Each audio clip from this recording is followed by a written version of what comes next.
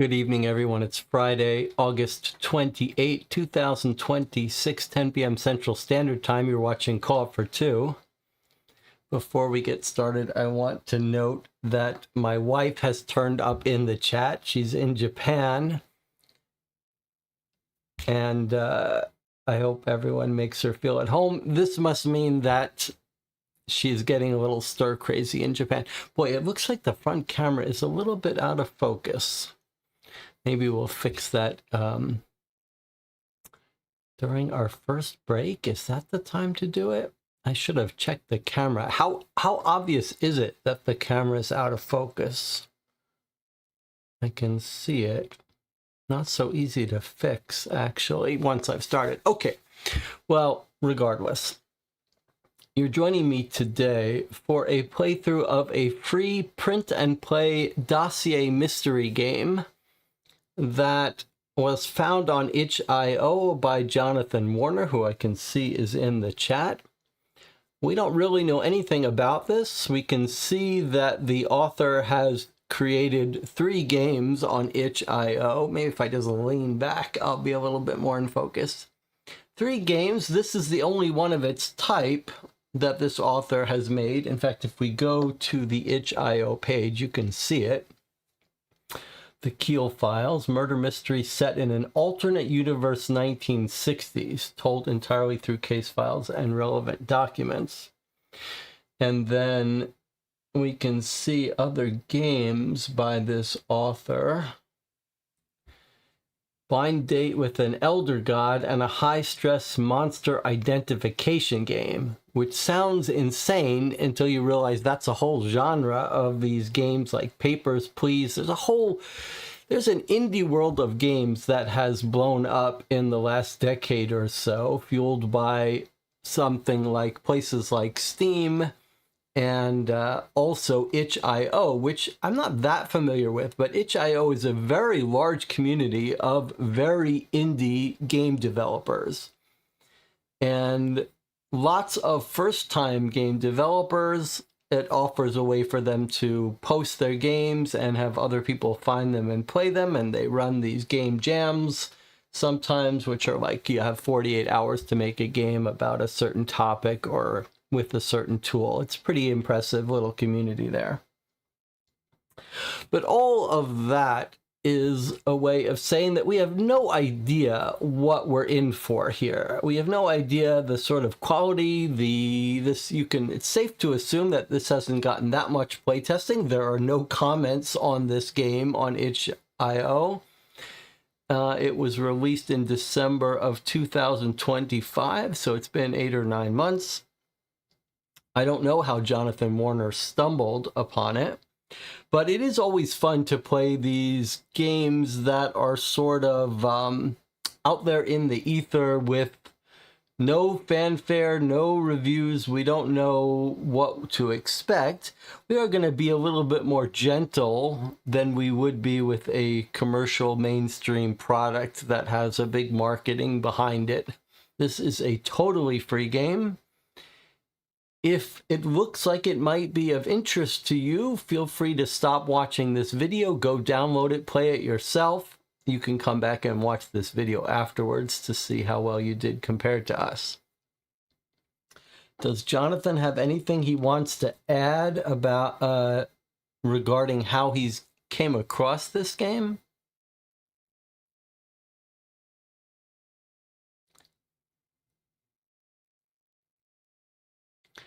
Every once in a while, I look at their physical games category and try tags like Mystery, Detective, Escape Room, and see what pops up. We have played a couple other print and play games from itch.io. I should say that authors who post their games here can charge for them. They can charge any amount they want or make them available free. We have played a couple of horror escape room games. The Secret of Langton Manor, a multi-part game. We were actually thinking of playing the final 4th part of that, which just came out during our October spooky marathon. Marie is here. Cheryl Hill, Sarah, Matthias. Okay, a little bit of bookkeeping before we begin. Tomorrow at 1 p.m., I will be here at the Champaign Library as part of the kickoff for the new season of Kudo Plays, which is the board game design competition run here in Champaign. I'll be there with New York Noir, which you can see back on the wall there, for a couple hours just showing it off. If you have any interest in board game design, and you're in the area, you may want to consider participating. It's really a fun group of people, and a fun competition is not the right word. It's a great way to get motivated to reach your deadline. If you've got the idea of designing a board game, I'd encourage you to participate. All right, so Jonathan thinks we're going to be able to do this in one day. It's about 50 pages of documents, which is a bit larger than a normal Cryptic Killers-like game. I think normally we're looking at 30 documents, so I'm a little bit skeptical, but I'm hoping we can do it in one day. We're going to go through these in order. They're not numbered by page, so I suspect they will come out of order as we go, but that's okay. The other thing we're going to do is we're going to write on these. Much easier when you write your notes on the actual documents. Normally I try to avoid that when we play these games, but I think it will help us have a smooth experience. Anything else anyone wants to talk about before we get started? Greg and I recorded a review of Forbidden Legacy, which you see on the wall behind me. That's up on YouTube. You can watch that if you like.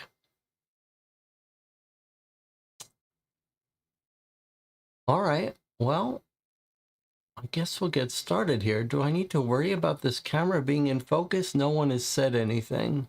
I mean, it's good to have a little soft focus on me. The older you get, the softer the focus needs to be, but I don't want it to be distracting.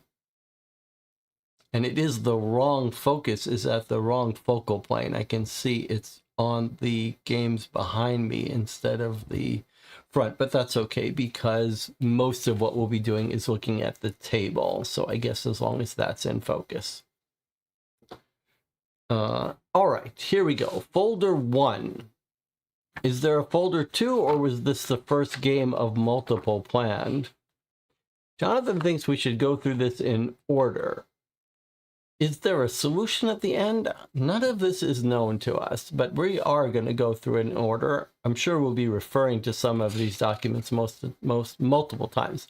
All right, 1. How was Keele killed? Why was Keele killed? And who killed Ashton Keele? John says there is a folder 2. Okay, so I wonder, should we break it up? Should I find folder 2 and break it up? All right, we'll just go through it like this.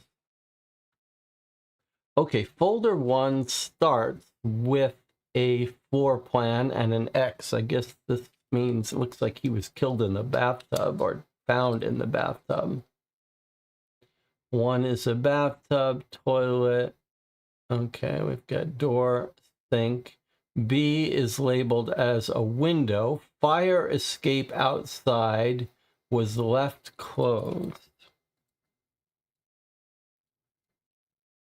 Doesn't say closed. Doesn't say locked, just says closed. Bedroom window jammed. Jammed shut. Cannot be opened. Okay, and what do we have? Like a dresser, bed, wardrobe, kitchen, all the normal stuff you would find in a kitchen. There's the front door. All right. 28 September 1960, Sergeant James Willow, case 27D96, INPD. This is Iblis National Police Department. That's a fictional, I believe, area. I don't think this is real. According to the testimony of Agatha Myers, age 46, the cleaning lady at East Side Tenements, whose testimony will be submitted in full in a further report, she discovered the body of the deceased, Ashton Keele, age unknown, at approximately 10:30 hours today when she entered his apartment. At 12:46 hours, officers arrived on the scene. The apartment was sealed and investigations began. What follows is a report of the apartment as it was found. The apartment was divided into 3 rooms: kitchen, living area, the bathroom, and the bedroom. See attached floor plan for layout. Living area.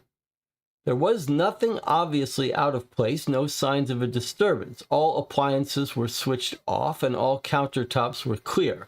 On the large table in the center of the room was found 1 half-empty bottle of Heifel wine, 1 bottle of Zopiclone sleeping pills, empty, and 1 wine glass, almost empty. Some residue remained at the bottom of the glass. These items have been submitted to evidence. At the end of the room is a window which opens to a fire escape on the other side. The window was left closed but not locked.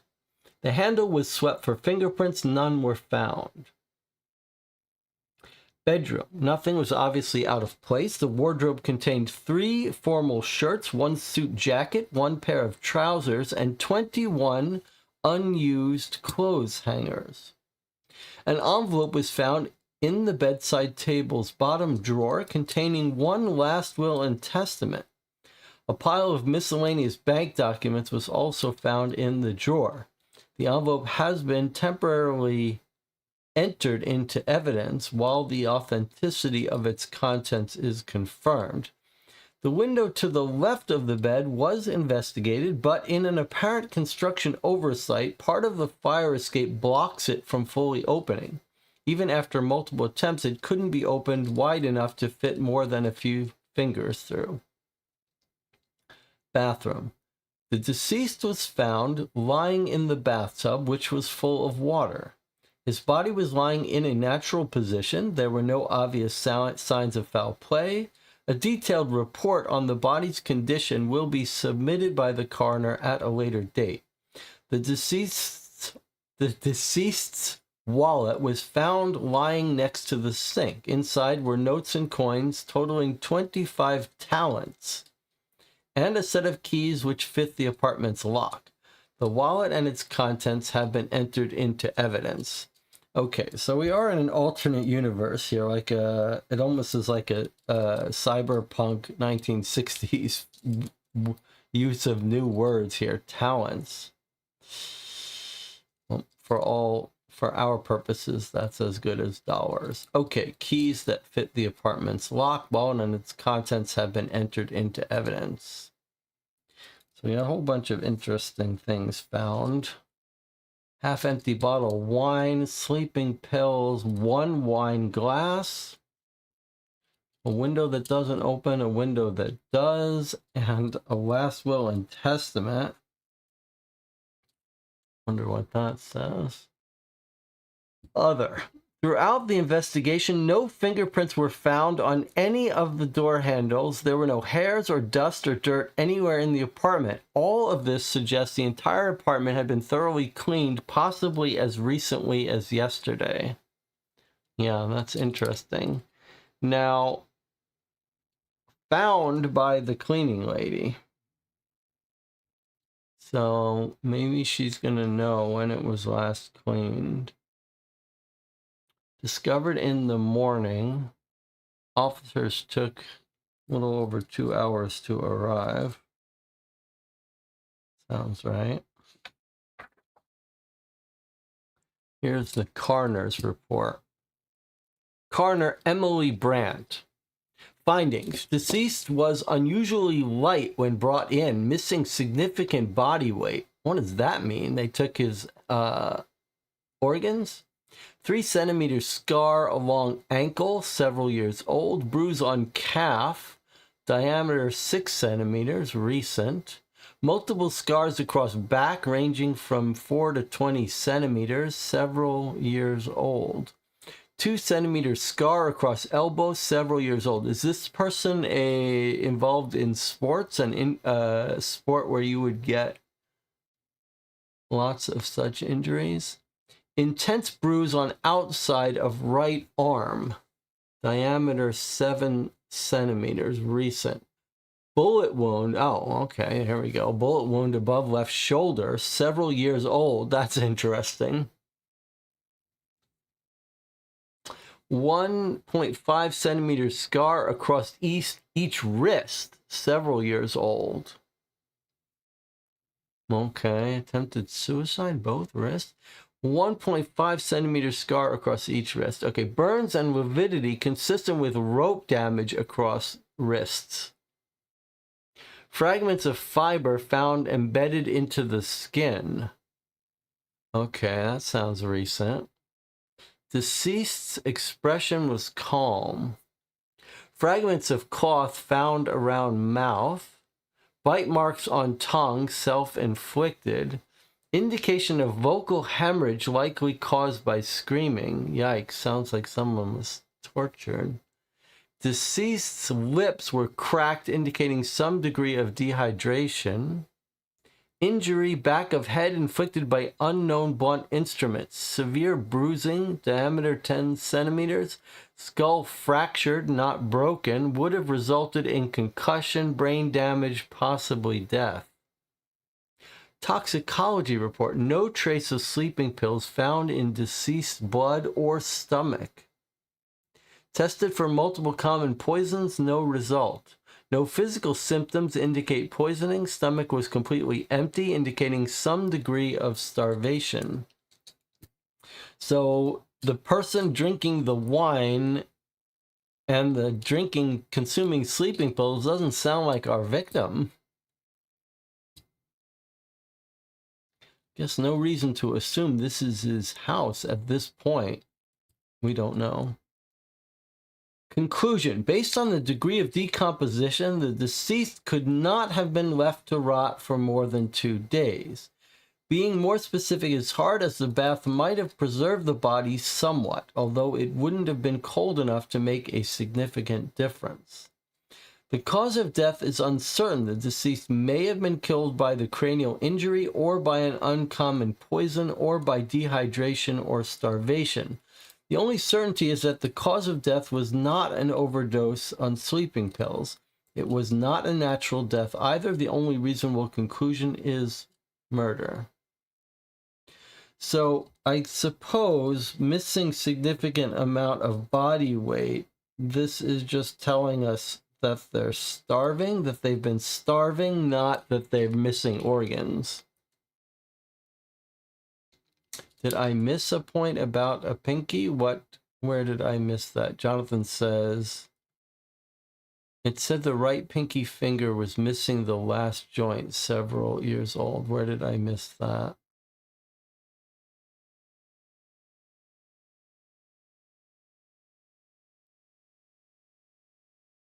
Scars, bruises, old bullet wound. Right pinky finger missing last joint, several years old. I mean, is that, that would be a typical Yakuza thing, where you have to chop off your finger when you make a mistake or do something bad.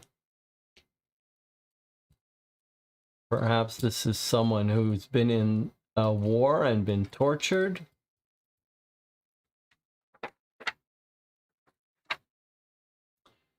All right, and here we have our first interview. INPD interview transcript, INPD interview transcript confidential. For the record, this is Sergeant James Willow interviewing Miss Agatha Myers. Is that correct? Yes. Miss Myers, how old are you? Is that really necessary information? It's for the record, I suppose. I'm 45 this year. Thank you. Now, how would you describe your profession? House cleaner. Surely it would be apartment cleaner. It says house cleaner on my badge. That's my profession. Of course. This is Sergeant James Willow interviewing Miss Agatha Myers, 45, house cleaner. Miss Myers, please try to recall the day you found the body. All right. Let's start at the beginning. Why did you enter the victim's apartment? Well, it's my job, isn't it? I clean the apartments, ground floor on Tuesdays and Thursdays, first floor on Wednesdays and Fridays, and I have Mondays off. Did you notice anything strange? Well, the last time I knocked on Mr. Keele's door, he had shouted me away. That wasn't particularly strange, though. I'm used to eccentric behavior from that one. What was strange was that day I found the door unlocked and left slightly ajar. Do you have any idea how long it had been left unlocked for? Well, it couldn't have been for more than a day or two, because all the furniture was still there when I went inside. Most of the people living on the tenement are rats. I'm telling you, they'll take anything that isn't bolted down. Right. Well, was there anything strange inside the apartment? No. Okay, what did you do next? Well, I was going to start cleaning when I noticed the bathroom door was ajar, so I decided to start cleaning there and look inside. Now, normally, I'd never go into a tenant's bathroom without asking first, but at this point I was certain that Mr. Keele was out of town. Was he often out of town? Usually. He only spent about 2 months a year in the apartment. Did he pay rent for the rest of the year, too? As far as I know. All right, well, there was an open bottle of wine on the table. Wouldn't most people put it away before leaving? Not Mr. Keele. That was just his way. Several times he would vanish in the middle of the night without any warning, leaving his apartment a mess. I never had any quarrel with him, though. He was a good tenant. So, when you entered the bathroom, you found the body. Yes, he was just lying there, in the tub naked. It was horrible. Was there water in the bathtub? I think there was. Does that sort of thing really matter? It might. Sounds like a spy to me now. Now I'm thinking this guy is a spy. The water was cold. Well, he was cold too. So she felt the water? Did you notice anything in particular about the body or its surroundings? Not really. I'm not one of your doctors. I can't tell. Anyway, it just looked like a dead body. Now, to your knowledge and memory, did you disturb any part of the crime scene? No, I don't think I did. Oh, well, I touched the body just to check if he was dead, but that was it. Are you sure? Because when we checked the door handles, we didn't find any fingerprints on them. Oh, that's just because I opened both doors by pushing against the door. There wasn't any need to turn the handle. The doors were already open, now was there? I suppose not. All right, miss, I only have a few more questions I'd like to ask you. Was he murdered? Do you know who did it? Inquiries are ongoing. It's too early to say anything for certain.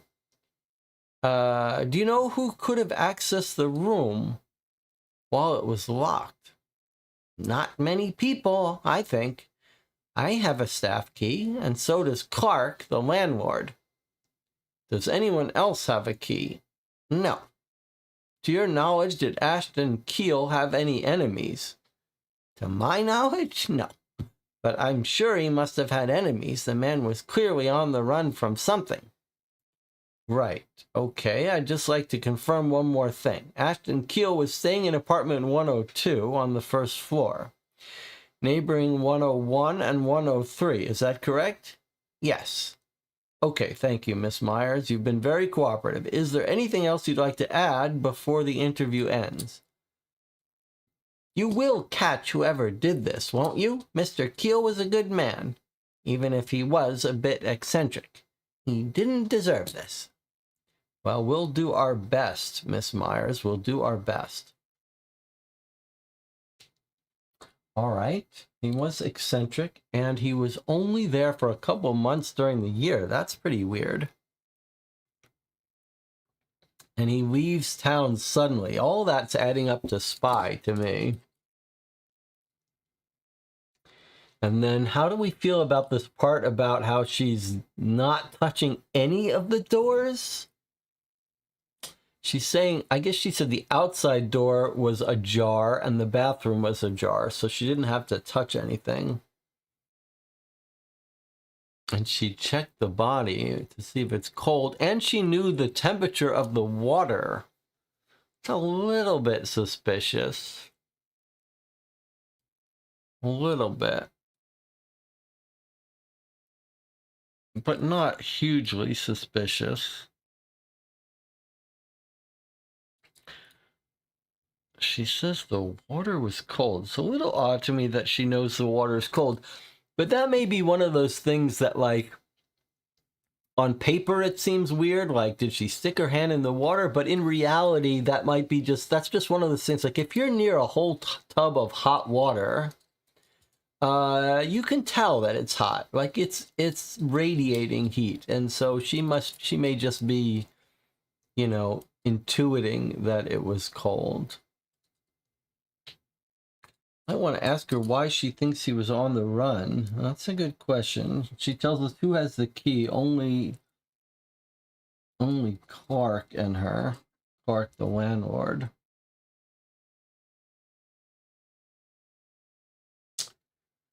And we get the neighbors, 101 and 103.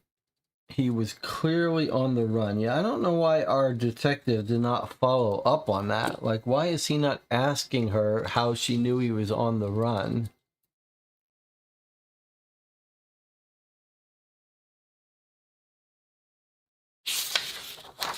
And then several times he would vanish in the middle of the night without any warning.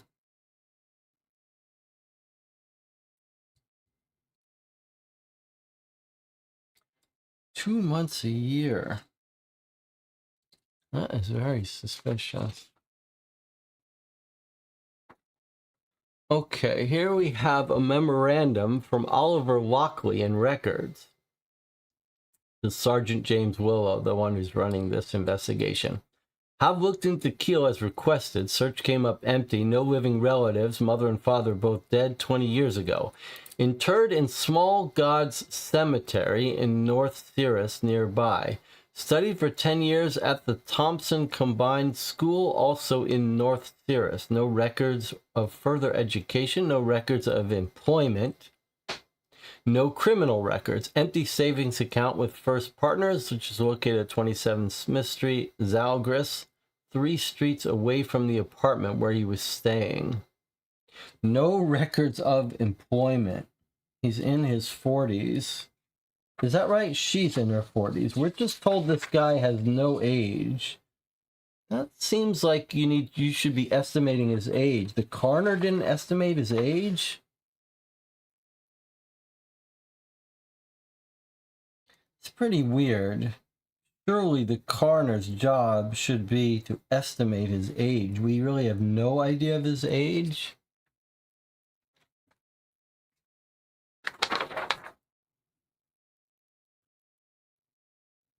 That guy's gonna get a talking to if I was his boss.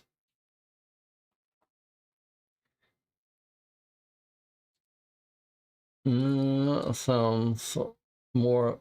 This is no criminal records. That makes a professional criminal very unlikely, which makes me think more spy is the right idea.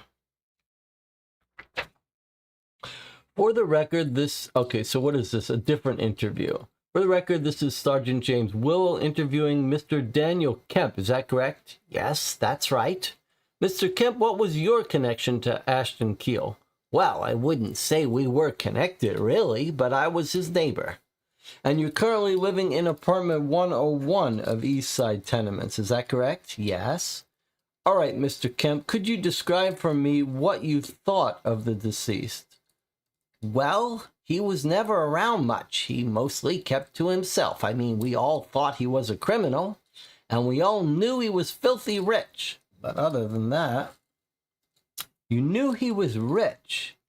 Well, he paid the woman in 103 to cook and shop for him for every meal, and sometimes he would go outside wearing a ridiculous brand name suit, like he was in casual clothes.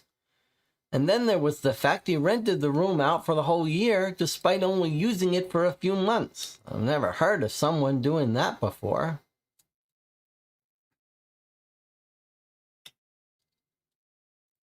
Brand name suit. Before I continue, it is interesting. One thing I didn't make a note of, but did jump out. When they're looking at his room, they've got all of the hangers. 3 formal suits, 1 suit jacket, 1 pair of trousers, and 21 clothes hangers. Like, what's that about?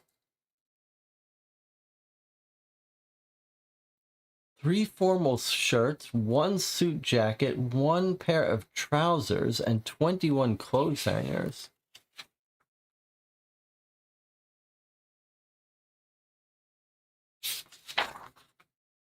Okay, so he's filthy rich, but he's living in tenements, which generally would mean poor building.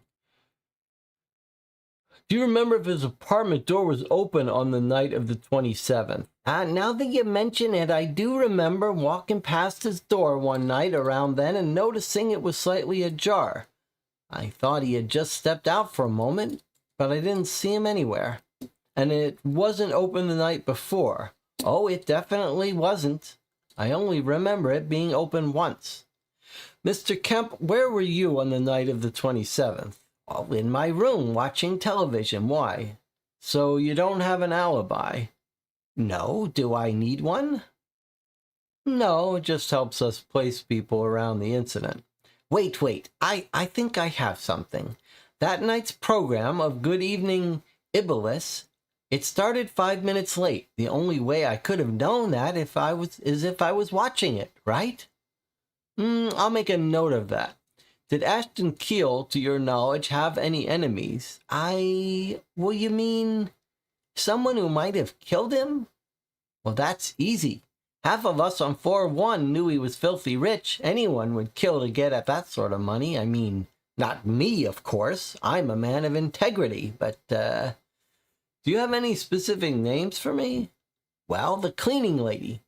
I've heard she's an illegal immigrant from Marrakesh, and I swear I've seen her rooting around in his apartment, looking under the floorboards, and then that woman in 103, she was obviously having sex with him, and she's a married woman. It's a small wonder none of us had reported her for it. What if her husband was getting suspicious, and she needed to silence Keele? Right, okay, well, Mr. Kemp, thank you for your assistance. If you'll just follow my colleague here, he'll show you the door.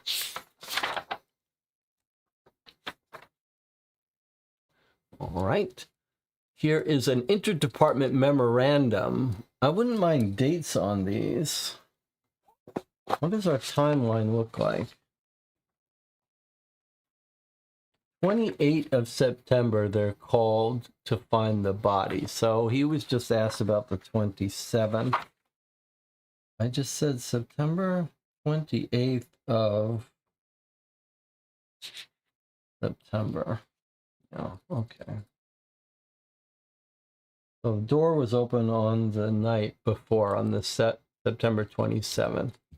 So here's someone following up on that TV show Alibi. September 27th episode of Good Evening Iblis was apparently delayed 5 minutes by technical difficulties. Looked into Miss Agatha Myers. Her background checked out. If she's an illegal immigrant, she is an extremely crafty one. Respectfully, I'm a busy man. You're not my boss. Please stop wasting my time with these minor inquiries. Okay, I like it. Here we have another interview transcript.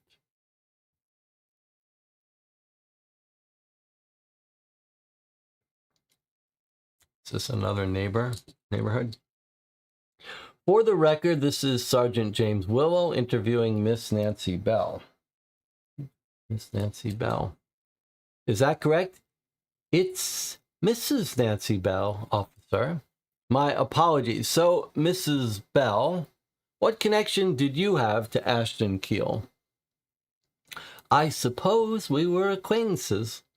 I've heard from your neighbors you perform various services for the deceased. Could you describe them, in your own words? Come on, there's no need to frame it like that. It wasn't anything improper. We had an arrangement. During the time he spent in his apartment, I would cook lunch and supper for him every day and bring it to his apartment. He reimbursed me for the shopping expenses and for the time I spent cooking. How much did he pay you? What? That's a personal matter between me and him. I don't see why it should matter anyway. Mrs. Bell, this is important. He paid me 100 talents a day for my work. That seems like quite a lot. Do you have any idea why he paid you so much? Well, Mrs. Bell, I did also provide him with company. He was a lonely man. I see. No, there was nothing improper about it. He just needed someone to talk to, and I would listen. And I was there, and no one else ever was. I'm sorry, it wasn't my intention to offend you. Oh, no, it's fine. I just haven't gotten used to it even now. I still can't believe he's really gone. Mrs. Bell, what did he talk about with you? Miss, please, I don't want to have to make you tell me. It wasn't anything exciting or incriminating, nothing like that. He just wanted to complain. About what? About how he missed his parents, he missed his wife, about the company he was an executive of, and how much work went into managing it, and about the rest of the executives on the board, how they were always trying to undermine him and cut him out. And did he ever mention his wife by name or his company?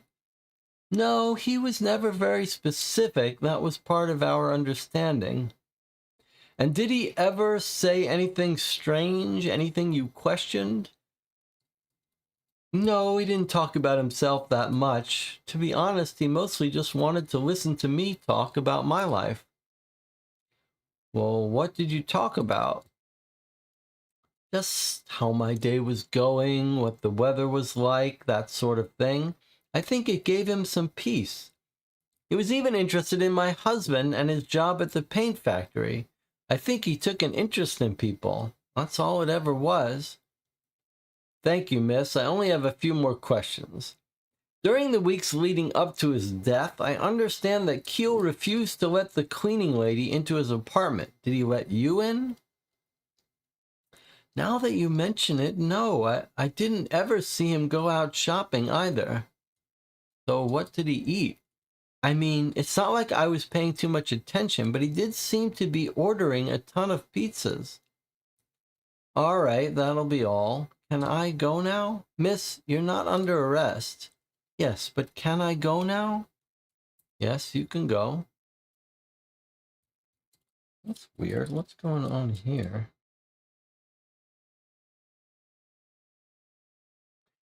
What's going on with this ordering pizza and stuff? Like, she's cooking for him every day.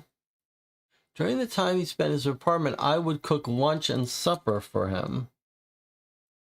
Okay, and he pays her well, and he just wants to chat about her life. He also wants to talk to her husband in the paint factory. Okay, fine. And then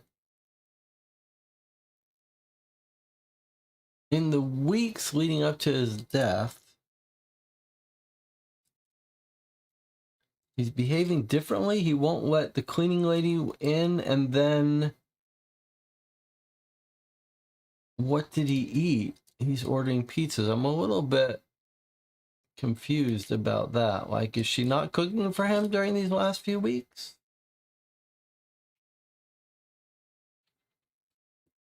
This seems important to me, what he's talking about. Like, if the theory of him being a spy is correct, like, you missed your parents are dead, but no mention that your wife is dead. Is it because you're undercover and so you don't get to see your wife? And is this company just a cover story? I don't understand this thing about ordering food, though.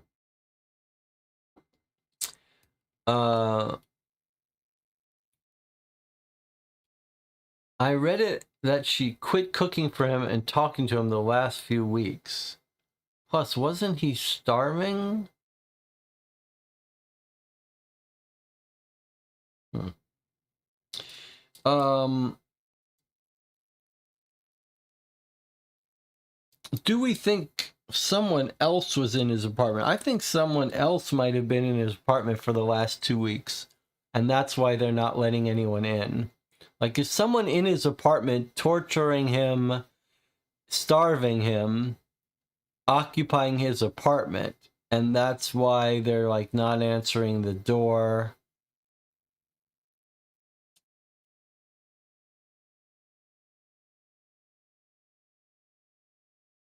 Where do you see that she is not working for him the last couple of weeks, though?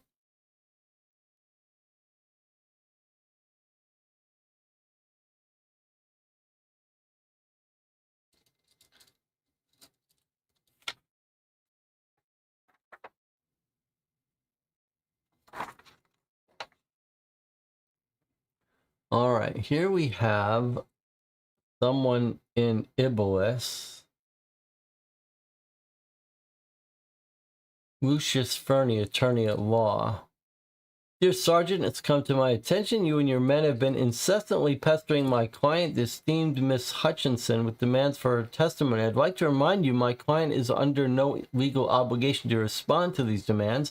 She's in fact protected under her basic human rights from this exact sort of harassment and bullying. Please understand if you intend on continuing this behavior, I will take any legal actions available to me for the sake of my client. Miss Hutchinson. And here we were talking to Miss Nancy Bell, the neighbor.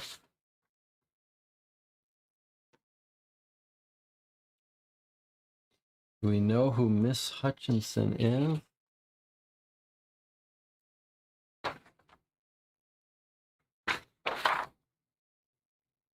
Agatha Myers is the cleaning woman.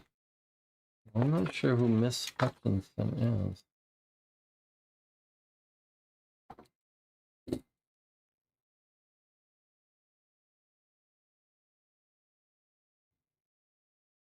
It says, did he let you in? And she says no. He didn't have anything in their stomach, but there was half a bottle of wine and pills that someone else was drinking. If you want, you can reread the line where he says he wasn't letting in the landlady. Then he asked if he was letting her in.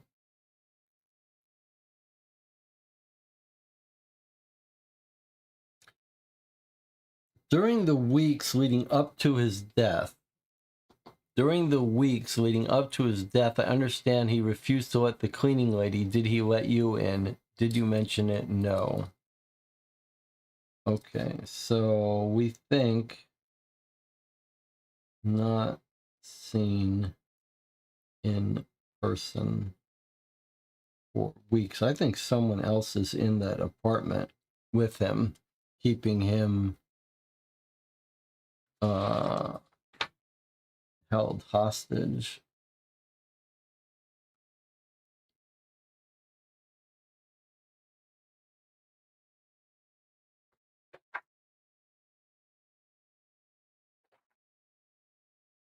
Here we have 19 October. So we've got 3 weeks have passed since the initial body found. And here is our initial report. Is this going to be folder 2 soon? In light of my recent appointment to the Keele case, I thought it prudent to compile this report. This is Detective Frank Mabry. This is someone else now. James Willow was the sergeant in charge of it up until now, and here we have a new detective on the case. After having a conversation with my predecessor, one Sergeant James Willow, receiving his case notes and collected evidence, I stopped at the Sunshine Cafe on Smith Street for a hot bun and a cup of coffee. Coffee was good, but I was more interested in the First Partners Bank. It does seem to be a real bank, at least, based on the neighbor's testimony. I was almost expecting a money laundering front. First Partners seems to be a prestigious institution with a long history. In fact, they seem to do only business with the wealthy, large corporations and politicians. I tried to talk to one of the tellers about opening an account, and he just scoffed at me. I suppose it was the coat. I spent the rest of the day at East Side Tenements investigating Keele's apartment. Police tape was gone from the scene, but it looked like nothing in the apartment had been touched yet, so the scene was still intact. My findings are as follows.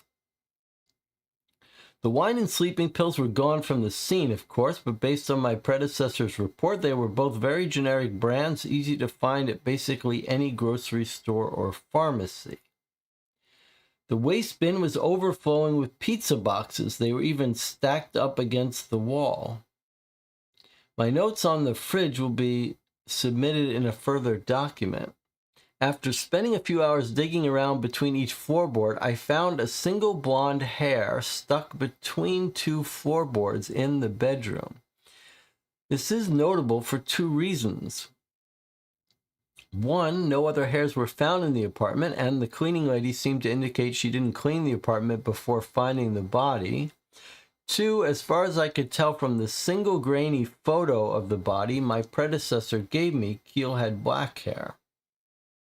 After investigating the window thoroughly, it is actually not very hard to climb in or out of the apartment through the window if it is open.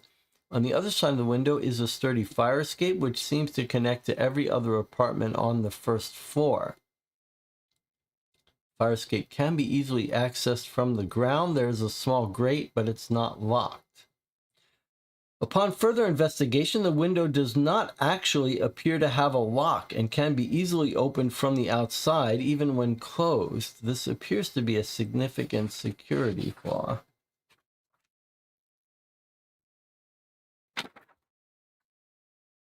Okay. Single blonde hair. So whoever was in here cleaned up, but they missed a hair stuck between floorboards. That sounds right.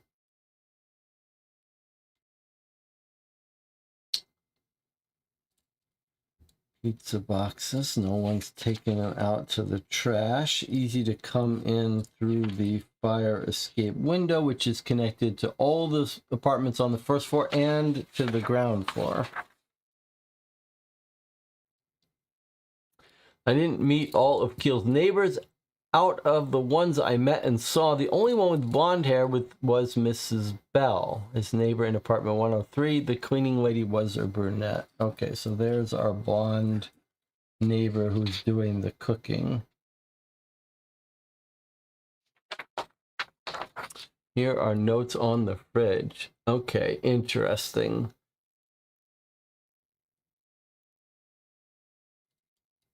So, removable shelves in the fridge. We've got its size.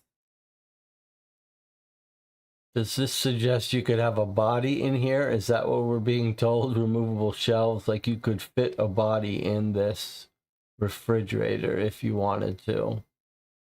Walls were wet, recently cleaned. Of what? Blood? Latch can be locked. Why was it empty? Because the neighbor brought food. He ordered a lot of pizzas. Okay, it was empty. You're keeping a body in there and you can lock it. And what's here? Is this the brand name? HUV, or is this someone writing on it?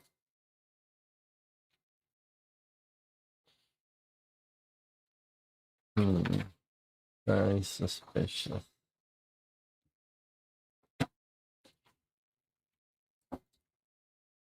All right, here's an interview. This is Detective Frank Maybury interviewing Miss Amelia Hutchinson. It's currently 5:15 p.m., 25 October. So, Miss Hutchinson, what made you change your mind? What? Apparently you were dead set against testifying until recently. Why? I don't want to hurt anyone. The man's already dead anyway. For the sake of the family, I didn't want to say any more. Then what made you change your mind? I wanted to set the record straight. It's all that stupid two-bit lawyer's fault. He's the one who made everything so, confrontational. I've never been anything but cooperative with law enforcement. You understand that, right? Of course. Now, what was it you came here to say? Right, so I have been staying in the same apartment block as Keele for years now. I'm in 105, if it matters. Every other night or so, I'll spend a few minutes looking out of my window. Hardly a nice view, it's just a dirty alleyway, but it's usually empty, so it's very calming. You understand. Sure. Well, one night, maybe 4 or 5 years ago, I saw someone unlatch the little door that blocks off the fire escape and climb up to the first floor. I almost jumped out of my skin, thinking he was some criminal, but the man walked over to Keele's window, which was open, and started to talk through it. Did Keele respond? He did. I didn't really hear what they talked about, but they sounded very familiar. After a while, the man left, but he came back the next week and the week after that, as he would whenever Keele was in the apartment. Usually they would just talk, but sometimes he'd climb in through the window and not leave for the rest of the night. And this man, I told you, didn't I? They were very familiar with each other. Miss Hutchinson, are you accusing Keele of sexual impropriety? I suppose, if that's the word for it. I always thought there was something clearly unnatural going on between them. Well, I see why you were hesitant to talk then. Don't worry. This testimony and the information within it will be kept as strictly confidential. Thank you. And can you describe this man? And are you certain it was always the same man? It was always dark, so I never got a very good look at his face, but it was definitely always the same man. I could tell that by his limp. He was young, maybe 30, and he had blonde hair. That's all I could tell.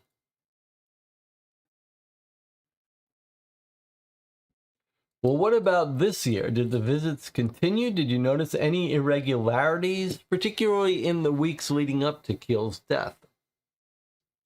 It was strange, actually. This year he only visited once, a few weeks before Keele's death. And the one time he did visit, go on, well, a few minutes after he entered Keele's apartment, I heard shouting from both of them. I couldn't make out what they were saying, but they sounded really angry. Then I heard a loud thud, like someone slamming their fists against the wall. Then it went quiet again. I didn't see him leave either, so he must have stayed the night and left in the morning. When did this happen? I don't, wait.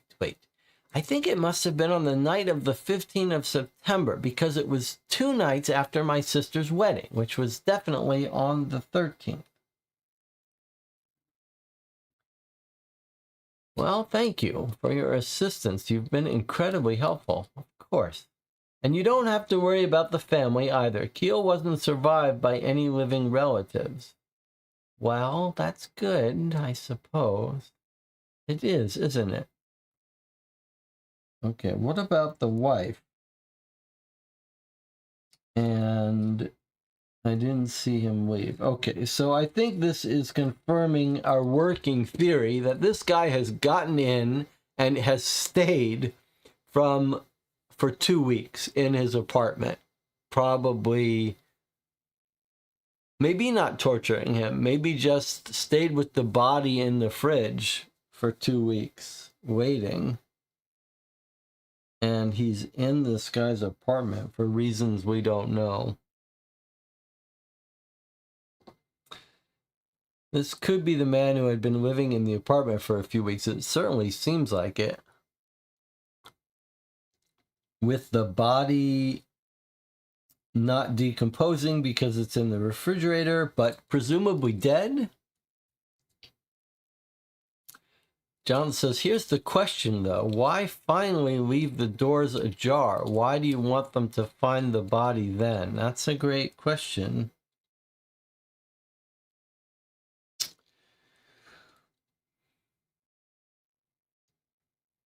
So, are you hoping that people will think that he's committed suicide with the sleeping pills? Is that the idea? That you've staged the scene with the sleeping pills in the wine, and you're hoping that maybe you're just keeping the body for 2 weeks trying to figure out how you're going to deal with this. Can you get the body out? Can you bury it without being seen? And maybe after 2 weeks you panic and you're like, there's no way I can get the body out of here. I'm going to have to try to make it look like he committed suicide. That's a reasonable, irrational, semi-rational action from someone who's killed someone. Doesn't explain our guy's history, though. Doesn't explain what he's doing here only 2 months of the year. Doesn't explain why this guy talks to him through the fire escape. So lots of mystery. Doesn't explain motive. Lots to figure out, though, but we have made a dent in our documents. Let's take our first break. I'll see you in 8 minutes.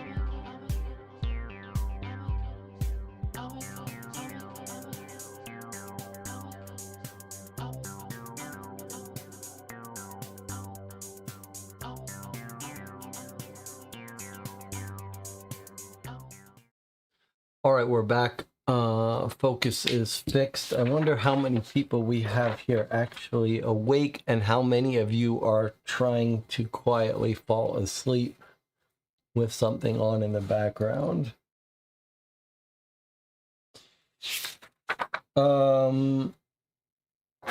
So interview ends, and then there's another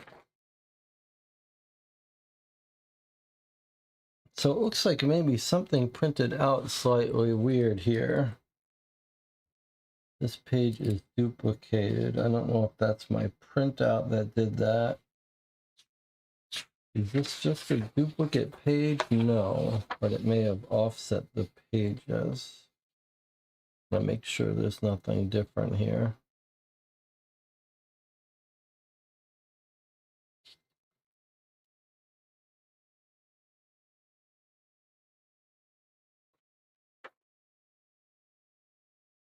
Okay, here's an inquiry at the bank. Regarding your request, Ashton Keele did indeed have an account with us, which he opened on the 16th of August, 1946. 20 plus years ago. 20 plus, maybe not 20 plus. 16 years ago. So he's been using this bank for 16 years. A few days later, he deposited 20 million talents, which seems like dollars, close to dollars. For the last 14 years, he made regular withdrawals of small amounts, usually around 700 to 1,000 every other week, only during the months of September, November. So that's the 2 months that he's in town. He withdraws from this bank. There are also regular payments to the tenement all year round. For 14 years, he made no other deposits or withdrawals. Wow. So he's living off that money, $20 million in 1946. The only break in the pattern was earlier this year on the 18th of September when he entered the bank and withdrew all the money remaining.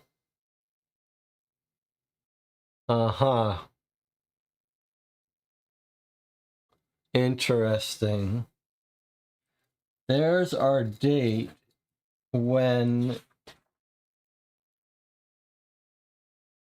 there is our date.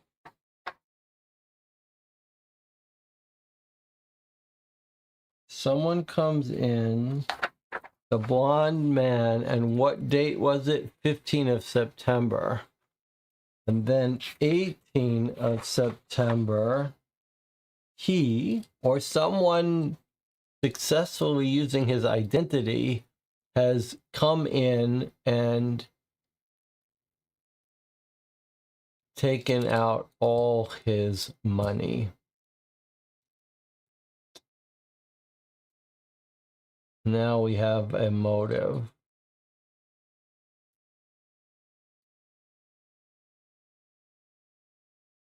I still think spy is our best bet, but it is this whole system where for 14 years he's not putting money into this account is a little bit odd. That might suggest it's more like a guy robs a bank. Maybe he's being blackmailed over the years, but then why is he here only 2 months? Interesting. All right, here we are, 16 September 1960. Lieutenant Harry Strong. Driving incident. Here's an incident report. Driving without a license, failure to provide identifying documents, perpetrator still at large. Me and my partner, Officer Stephen Kimball, were patrolling the roads north of Zalgris when a car sped by us, clearly going twice the speed limit. We pursued. I shouted for the driver of the car to stop, upon which he pulled over at the side of the road. This occurred at approximately 1500 hours on the 15th of September 1960, some ways along the A265 outside of city limits. Me and Officer Kimball stepped out of the patrol car to speak with the driver. He identified himself as redacted, provided his passport and driving license when asked. However, he seemed somewhat nervous to hand the documents over. On closer scrutiny, and after confirming my suspicions with my partner who used to work at Border Patrol before his transfer, I confirmed the documents to be falsified. confiscated them. Before I could ask any further questions, Redacted seemed to panic, drove away. We attempted to pursue, but he had too much of a head start and was able to escape.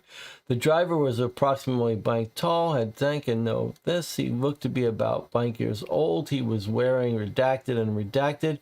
His car, pictured above, was metallic gray, had one unpainted door and a dented sigil.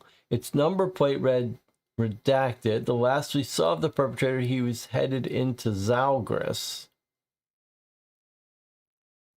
This is, of course, Zalgris we heard about in our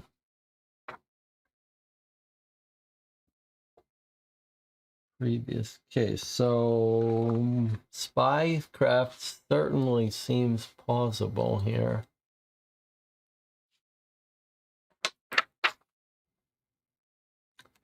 Interdepartment memorandum from Oliver Lockley. Since you're asking about it, I looked into the incidents regarding people leaving and entering Zalgris 10th through the 20th of September. This was the only thing that came up. Don't know if it helps.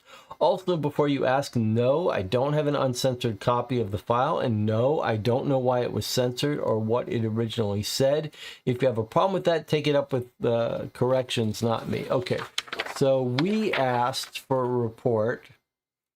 And this is, so we should make a note of this day, right? Like note, this is 1 day post fight. We'll call our timeline of when this woman hears the fire escape.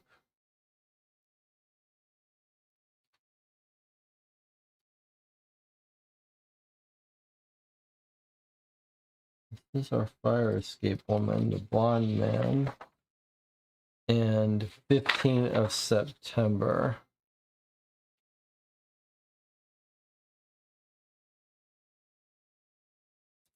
Is it? That's August. So we're going to call this +3 days post 1 day post fire escape fight. So that's interesting. But it's a little hard for our timeline, right?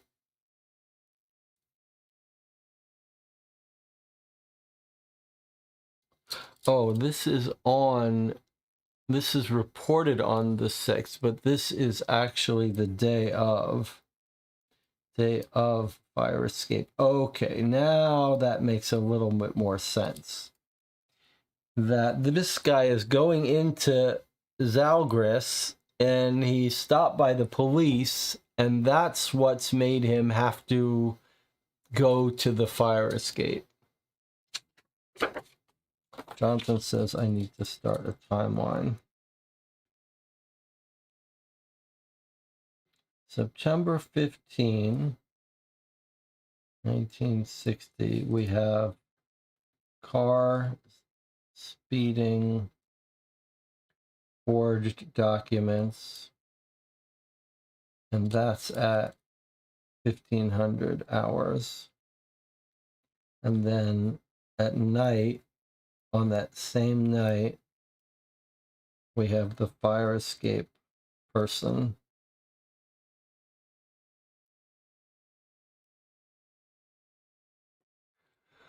No description of this person, huh?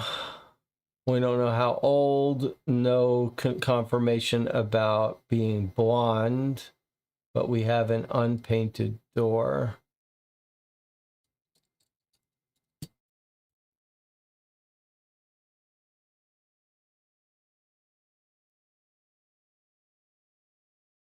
Good catch about the report being the next day. Thank you. Maybe the apartment was used as a safe house. Well, I don't think we have a sign that it's being used as a safe house because the guy's there for 2 months of the year, and normally the other guy doesn't get let in, but sometimes they get to come in. So I'm not sure I would call it a safe house. Maybe you want to add the savings account being yes, let's add that to our timeline. So September 18th is bank account emptied. They say by our guy, but I'm not sure that they've seen him. Like, I don't think he's been back to this bank for 14 years in person. He opens it in 1946. He deposits 20 million in it, and then everything else is just coming out and in by post. So someone's come into there with his ID. I think this is probably not him.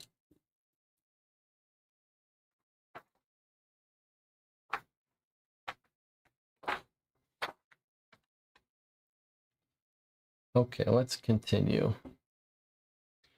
27 October. So we're back in the future now, post-incident. Case report. 2 nights ago, on the 25th of October, Larry Woods, 31, died. He was found the following morning at approximately 0900 hours when a neighbor noticed the smell and looked through the peephole.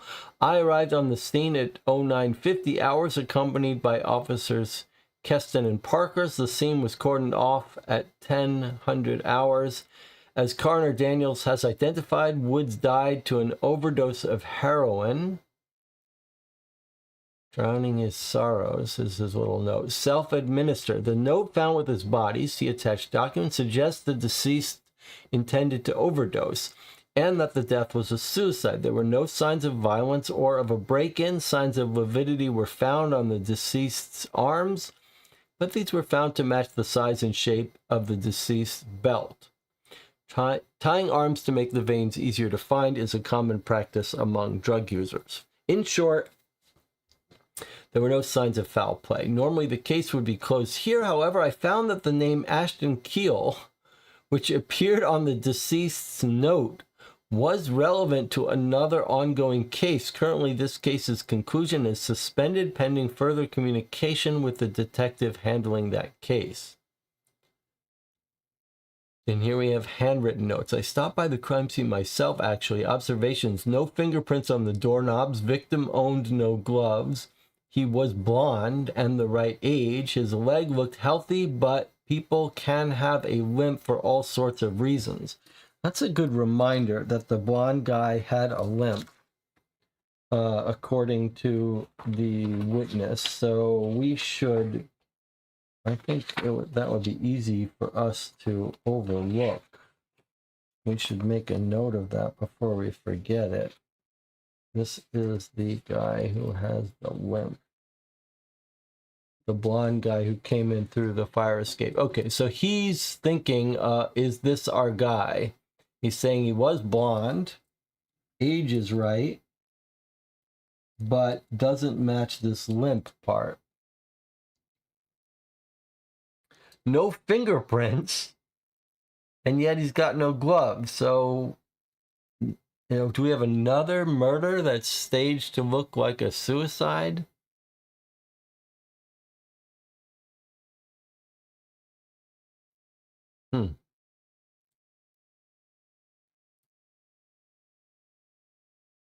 Crying. Okay, here's the note. Dear Ashton Keele, I'm sorry. I should have said so sooner. I should have said so 100 more times if it could have saved you. It was all my fault, really, me and my damned ego. I love you. I should have said that more, too, until my voice was hoarse and my throat was bleeding. I love you. I'm sorry about Mark. I should have known better. I'm sorry I wasn't there for you in the hospital when you really needed me, and for every time I shouted at you, and most of all for the horrible things I said that night on the 15th of September.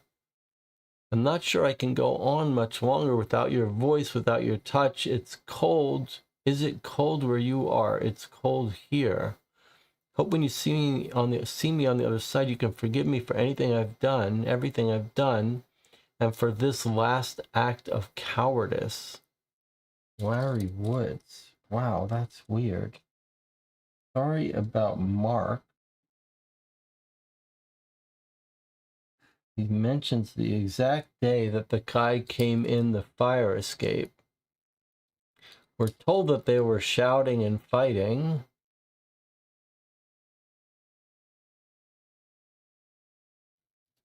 And he says, I love you.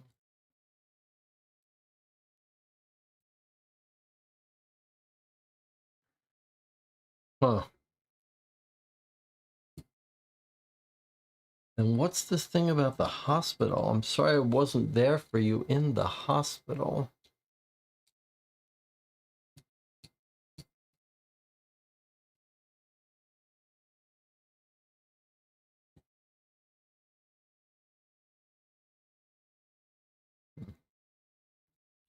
All right. Here's an account statement at a different bank on 15 October for Larry Woods. This is the newly deceased guy.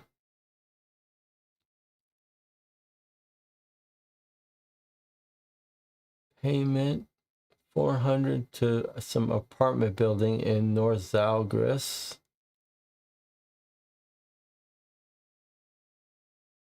He's paid $16,000. Paid a loan apartment. So he's paying apartment each month. And then he's taking out 7,500, 7,500. He's getting a paycheck from Van Elk Storage Solutions. So that's where his money's coming from. All the payments coming in are being paid by Van Elk Storage Solutions. And he's got his monthly rent, and he's got a loan that he's paying off.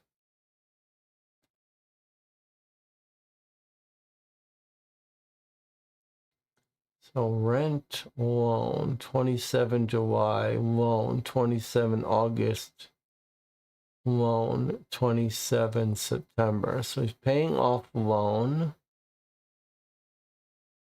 every month and rent every month, and he's getting paid 17,000 or so by Van Elk.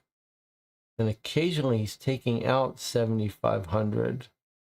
It's weird that he's taking out 7,500, which is the same exact amount that he's paying to the loan company. That's a pretty big, weird coincidence.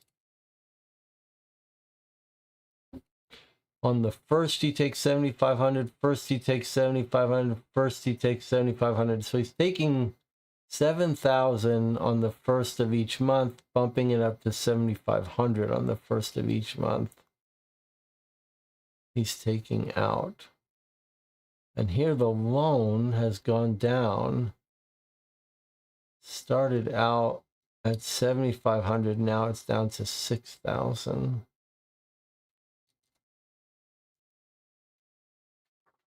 All right, so it's basically just the same couple of things. Loan, rent, withdrawing 7,000 a month personal, and then he's getting paid. This is the early time. Why do I always read that wrong? But anyway, okay, so it's 6,000 and then the loan payment going up, Jonathan says. That's a good catch.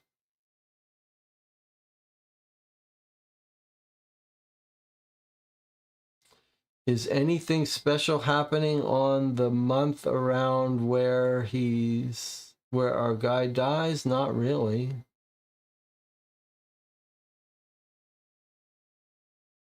It all looks normal here.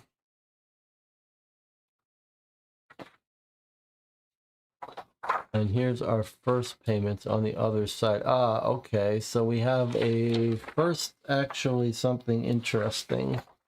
The first time here, what do we have here? What is this? Why is this totally different? What are we looking at here? These aren't amounts. These are like client information. Sweet Dreams Bedding, Sweet Dreams Loan Company, Sweet Dreams Hotels. What is this?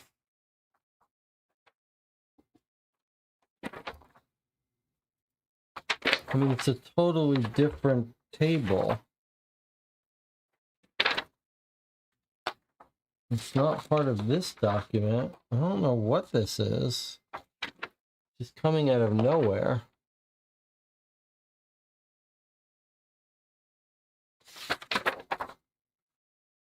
Sweet Dreams Loan Company that he's paying off every month has got some, I guess this is just information about these companies. Owned by Mills Financial Solutions Limited. These might be account numbers. We might want to keep that in mind. Oh, and here we have now information about Mills Financial. Okay, so the company that he's paying off this loan to, $6,000 to $7,500 per month. Now we have information about this parent company that owns the loan. And we're going to see if it's some sort of spy stuff. So it's registered in Iblis, active, private company limited by shares, incorporated 9 May 1945. Now that's interesting,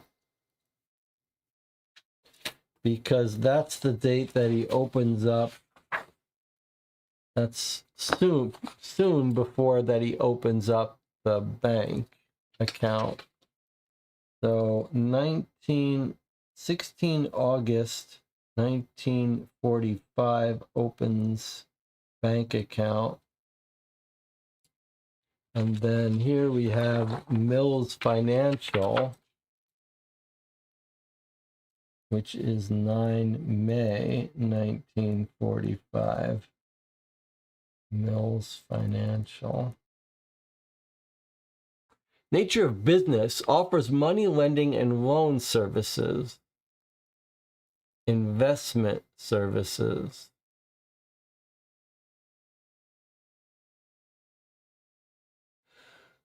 Persons with significant control: Henry Mills, David Mills, Simeon Wire, Diane Sparrow.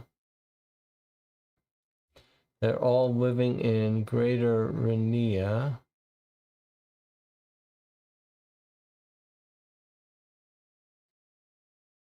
This guy's appointed at the start of the business. 10 years later, start of the business.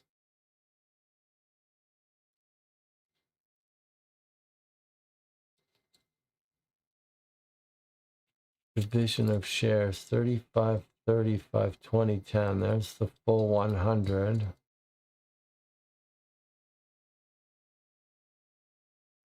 Date of birth, so we can get years from this. It's 57 years old. Here's our 26 years old. Here's our 35 years old. 1911 would make it 49 years old.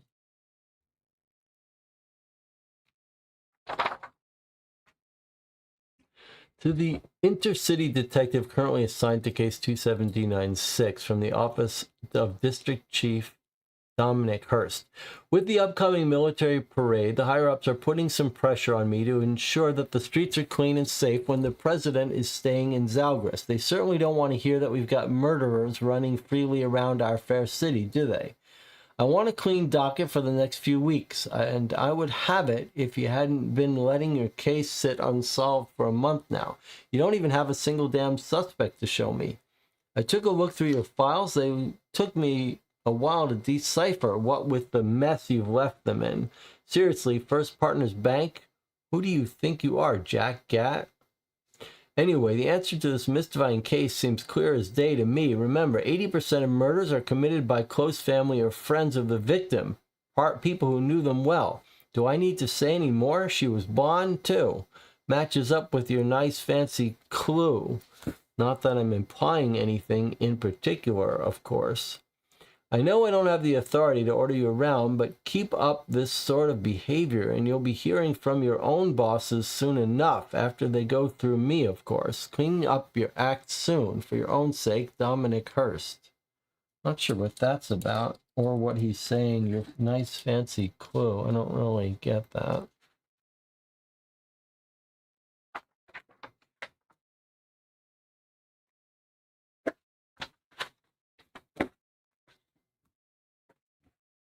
Okay, we might almost be halfway through the documents. Oh, not quite. Last monthly withdrawal was reduced to $7,000. I think the fancy clue was the blonde hair we found in the apartment between the floorboards. Okay, that seems reasonable.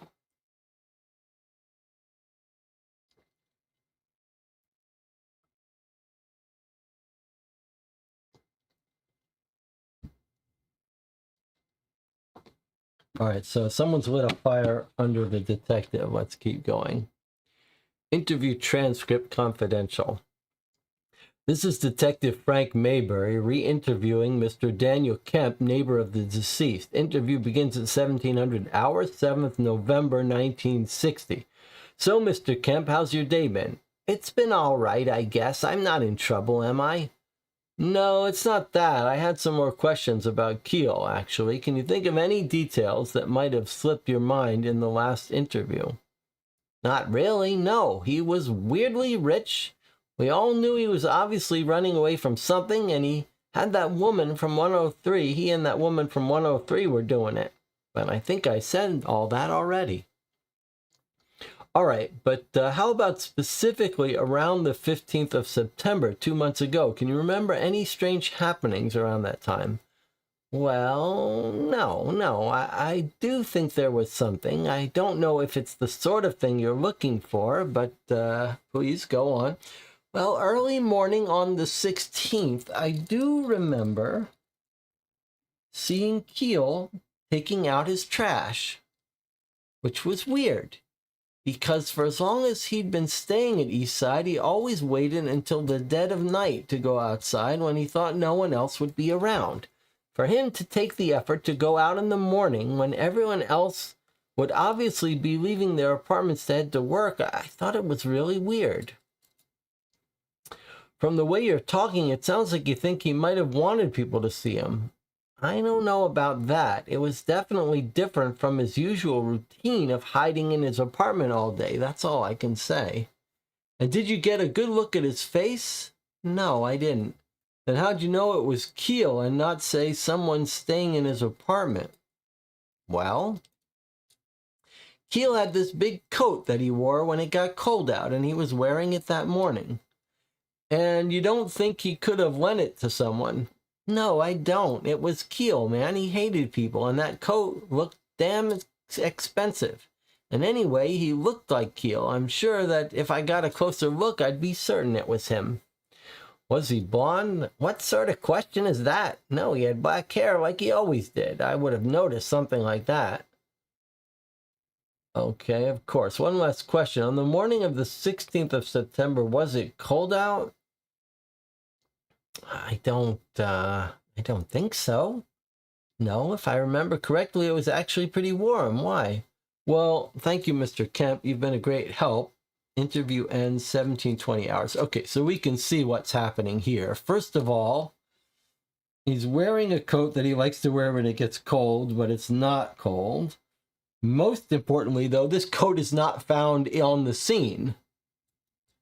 It absolutely was not in the items found in the apartment. So whoever was staying in that apartment took it with them.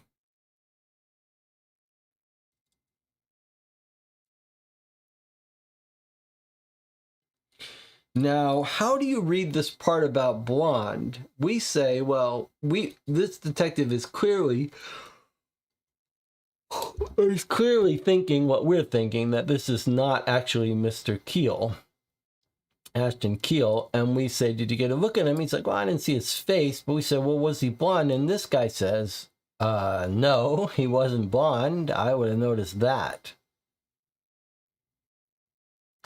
So is he saying he actually saw his hair? Did he see it? And it was black, and that means this guy is either a black-haired person or he didn't see it. I mean, that's important because it could be that he gets into a fight with the blonde guy, but a different person is impersonating him. And I would love to hear if this witness could confirm whether he actually saw the black hair. It sounds like he did. He says, I would have noticed that. Sounds like he saw his hair and it was black.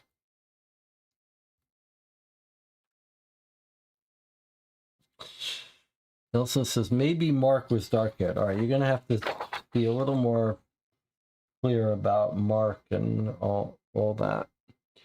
Okay, so here we have a re-interview with Miss Agatha Myers, house cleaner for the deceased apartment block. Interview begins at 17:30 hours, 5th November, 1960. So, Miss Myers, how are you doing? Fine, I suppose. That's good. Now, I just have a few simple questions for you. Don't worry, you're not under any suspicion. Is that all right? Sure. So in your previous interview, you mentioned that a few weeks before his death, Keele stopped letting you into his apartment. Did this change in behavior occur immediately after the night of the 15th of September? Well, yes, I think it did. That week on the Tuesday, which I was suppose was the 14th, he let me in to clean his apartment, as normal. And then, on the Friday, he wouldn't let me in. And on the Friday the 16th, you didn't see him, did you? No, not in person. So he talked to you through the door. Did you look through the peephole? No, I would never spy on one of the tenants. I never even thought to do that. You understand? I'm just asking questions. It's my job. Did his voice sound different? It was a while ago, but maybe? I think I do remember him sounding a little hoarse, like he'd been crying. And when you went to clean his apartment on the 21st and the 23rd, he came and talked to you through the door again? He did. Fascinating. I must say, sir, these are very specific questions, and you seem to already know how I'm going to answer most of them. Do you know who killed Keele? Not yet, I'm afraid. I think I'm very close to making a big breakthrough in the case. Everything you've said today is a great help. Justice is getting closer by the day, Miss Myers. Oh, that's wonderful. I was so worried you people had just forgotten about the case, after I'd been hearing nothing about it all month. Don't worry. I'll solve this case no matter what. You have my word. Interview ends $1,800. Probably shouldn't be promising that stuff as a cop. I've noticed the good cops don't make those kinds of promises.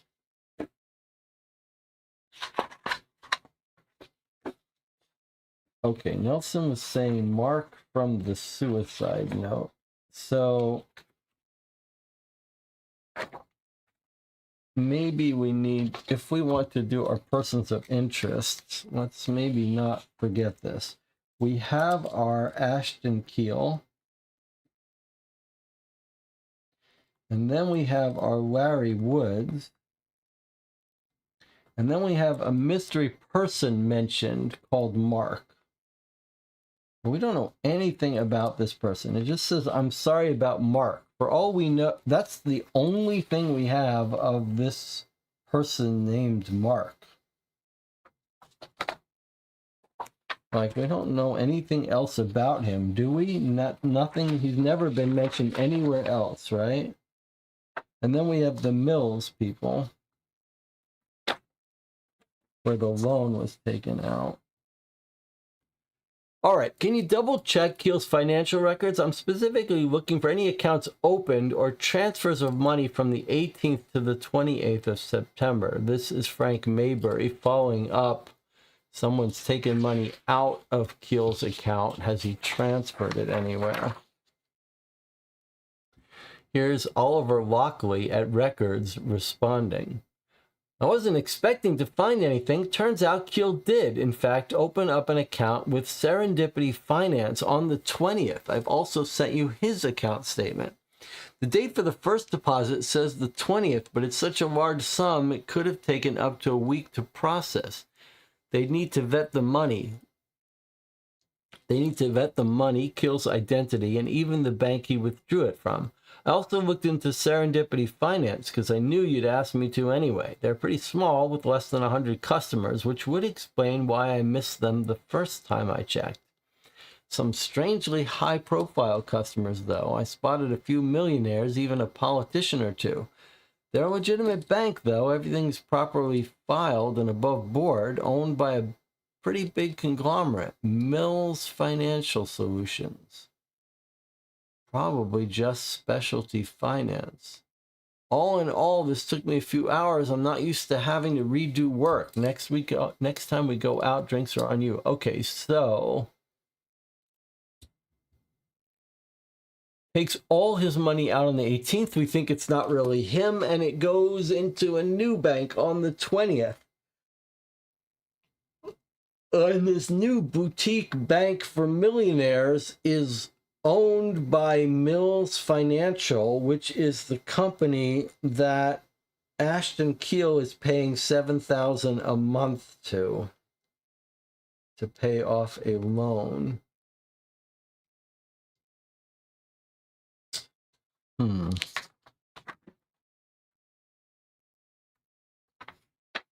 That's weird. And it looks like this is the actual statement here. Serendipity Finance, 1912. So in October, so 3 weeks after he's killed,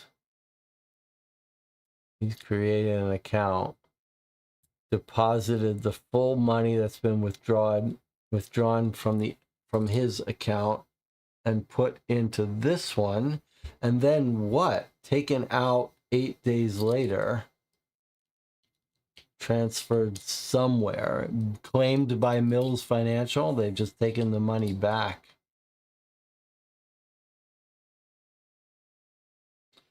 Jonathan says, you mean the money that Larry Woods was paying?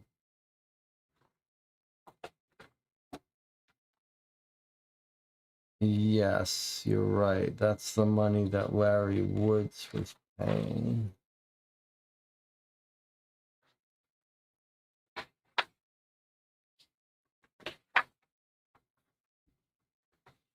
Do we have... I'm just trying to remember what our actual financial records on Ashton Keele were. But yes, quite right. It's Larry Woods who's paying $7,000 to the loan company.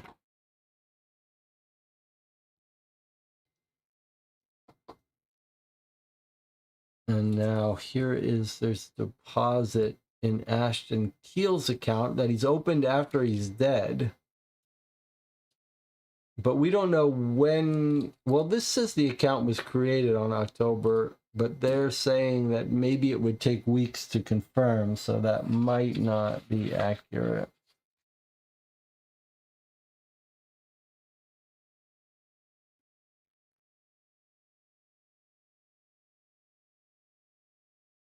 Where did it go?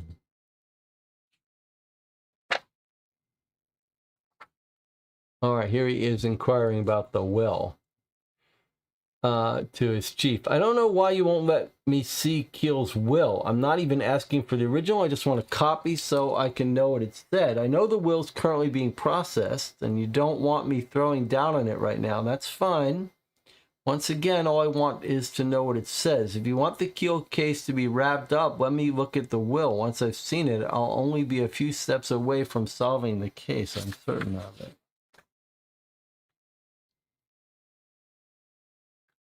And here is James Willow, our original sergeant, writing to the new detective.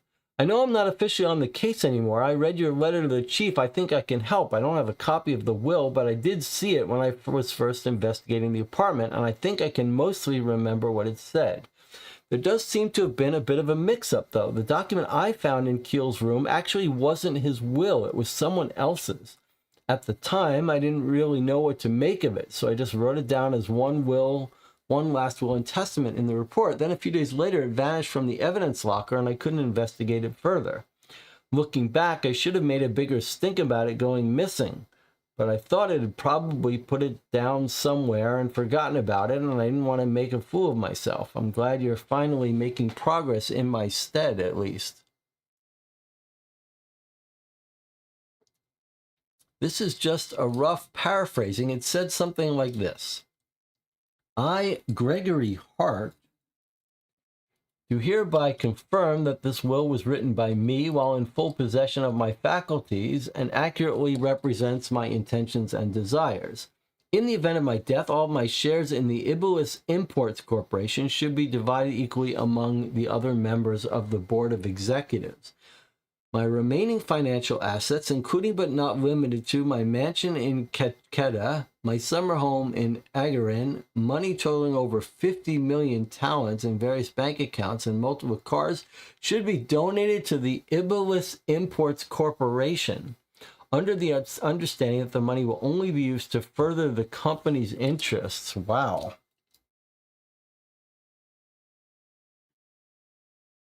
Why does he want this company to have all the money? Why does he care about this company so much? However, if it is found that I was killed directly or indirectly by a member of the Ibulis Imports Corporation Executive Board, every last talent will be donated to charity at the discretion of a board formed of random and uninvested citizens. I think it said near the bottom that the will was just a copy and the original had been officially filed and ratified on the 5th of September, which could have been almost a month before he died. So is this guy's real name, Gregor Hart? This is his real name, and Ashton Keele is his fake name that he's operating under.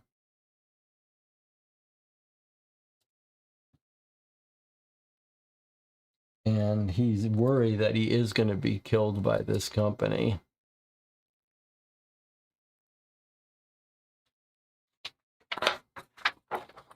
Folder 2. All right, so I guess we are at the halfway point here. How is folder 2 different? I don't know. But folder 2 says the Ibulis Imports Corporation. So is that the entirety of our police reports, and the rest is where we're going to learn more about Ibulis? That's pretty cool. Jonathan says, let's make sure that Gregor Hart isn't in that financial services company. I think that's a good idea. Let me put his name down here, though. Gregor Hart. Now, let's also remember something. This is him remembering what it said, so he could be misremembering this name. So let's just keep that in mind. Gregor Hart. If we look, we did get a list of people here that we might want to note. Maybe we'll put these on their own card. We've got Henry Mills. None of these would be mistaken for Gregor Hart. David Mills. Ian Wire. And Sparrow.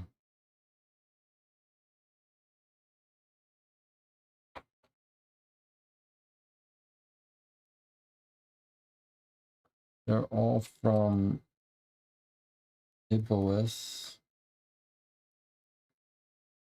or Amrita Ibulis.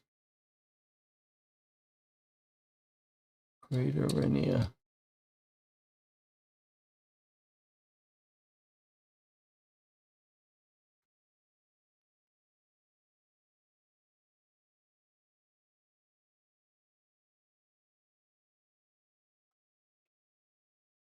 Okay, so that answers your question, Jonathan. None of these people are in this financial, Mills Financial. Ibulis Import. What is Ibulis? This is Mills Financial. And what we are really curious about is Iblis imports. And we think maybe Gregory Hart is Ashton Keele? Question mark.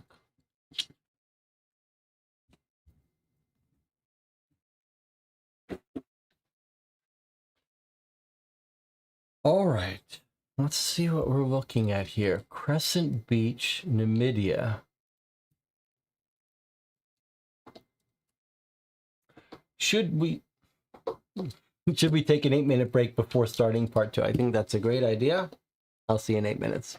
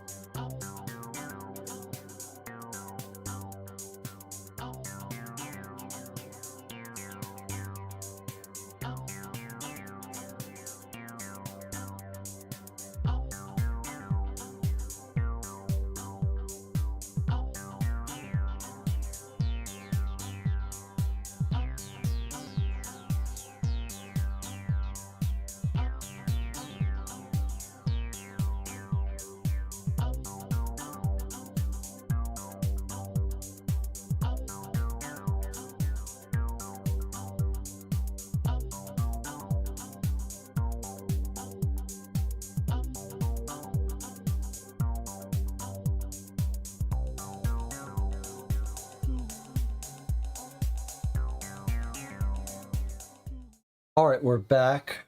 We're now proceeding to the second part of this case, the Iblis Imports Corporation. So we're going to shift ourselves to a new folder here.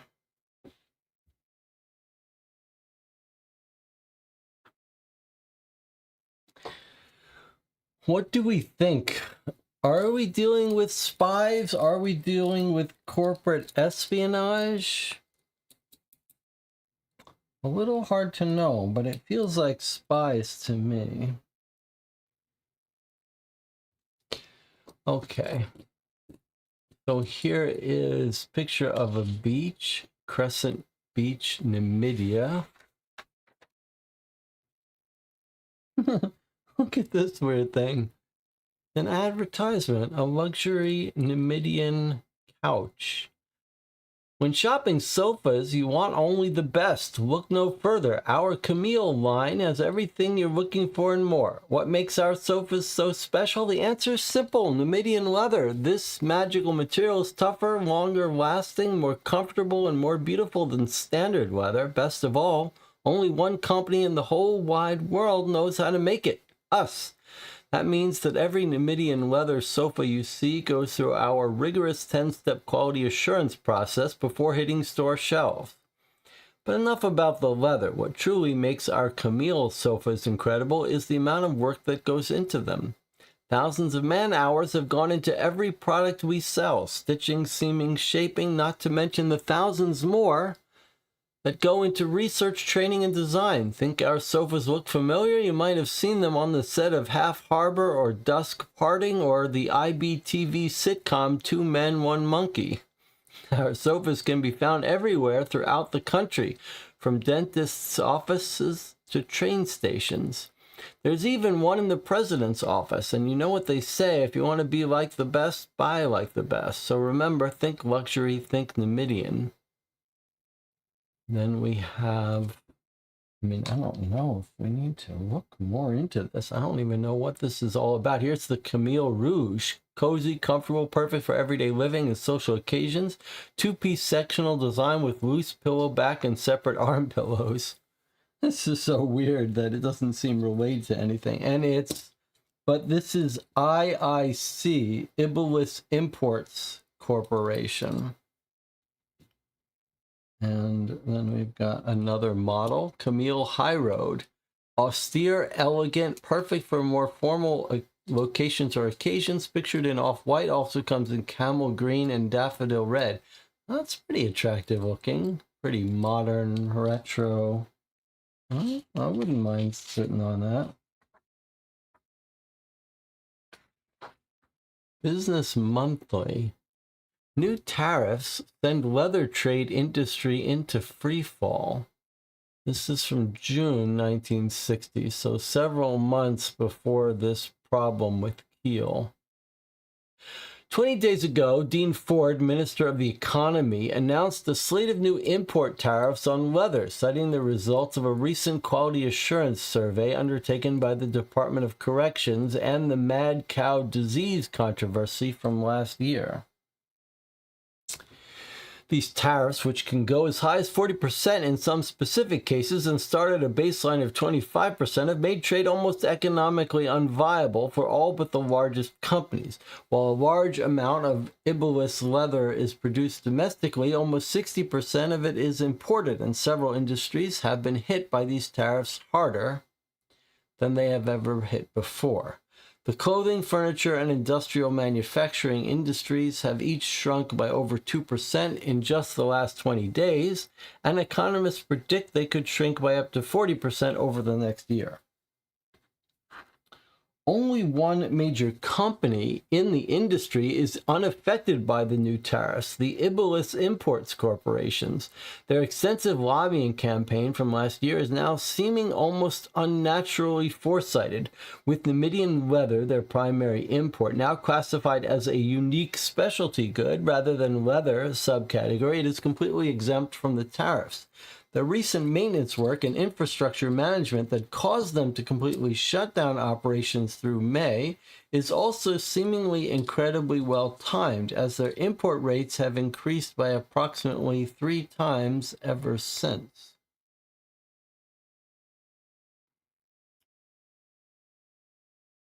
Several industry leaders have called for investigations into the IIC's manufacturing process, reasoning that such a dramatic output increase must either result in a significant reduction in quality or only be possible with outlawed farming practices. However, the single official Department of Corrections investigation into the matter found everything above board, no problem. As the location of the manufacturing plant is unknown, no private investigations into their process have been possible. Despite several attempts, scientific analysis of Namibian leather has been unable to conclude how it is manufactured or to exactly determine its creature of origin. Wallace Lay, a leader in the field, was only able to conclude that it must be made from some generally unknown foreign creature. What? Many have accused the IIC of achieving these production rates with slave labor. According to publicly available records, the company traded in slaves for almost 150 years after every civilized nation had abolished the practice. When asked about the accusations, the CEO of the company, Gregor Hart, had this to say.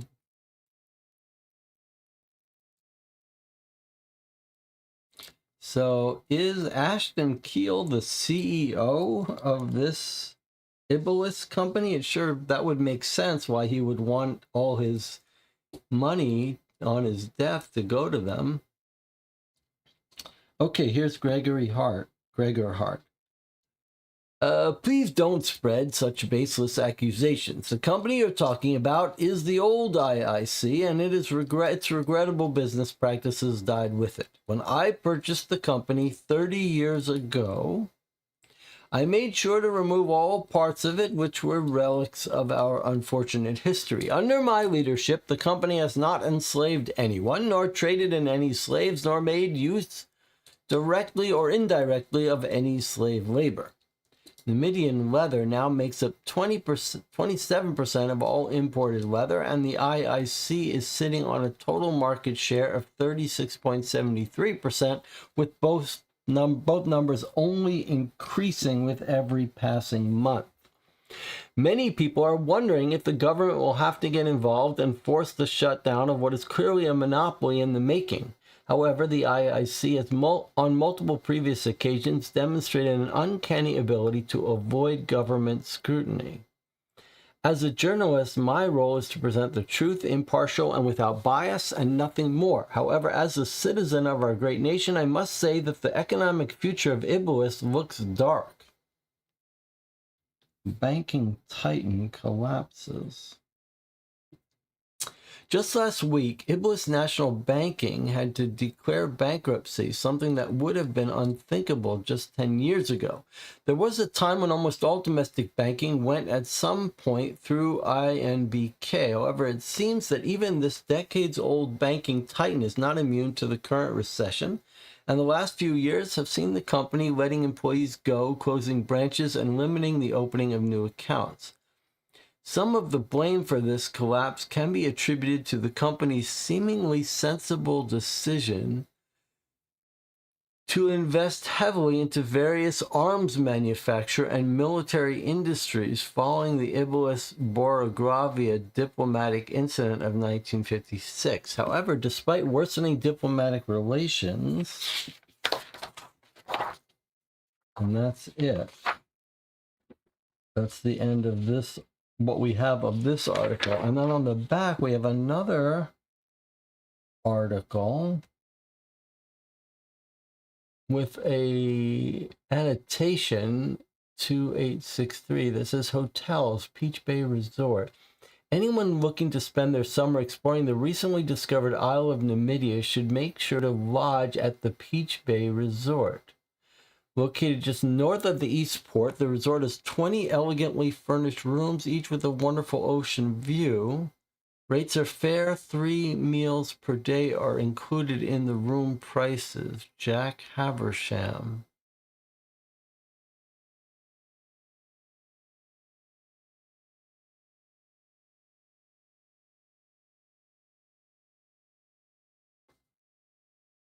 I don't know what this is trying to tell us. I just looked for the possibility of this being a coded message, like an acrostic, spelling the letters on the first words out. There's nothing there. It doesn't read oddly. It's more like something related to our case in terms of Numidia, Peach Bay Resort. Okay, and here we have another newspaper. The race for Numidia heats up. This is an article from 1930. So this one was June 1960, a couple months before the death of our guy. This is a 1930 article.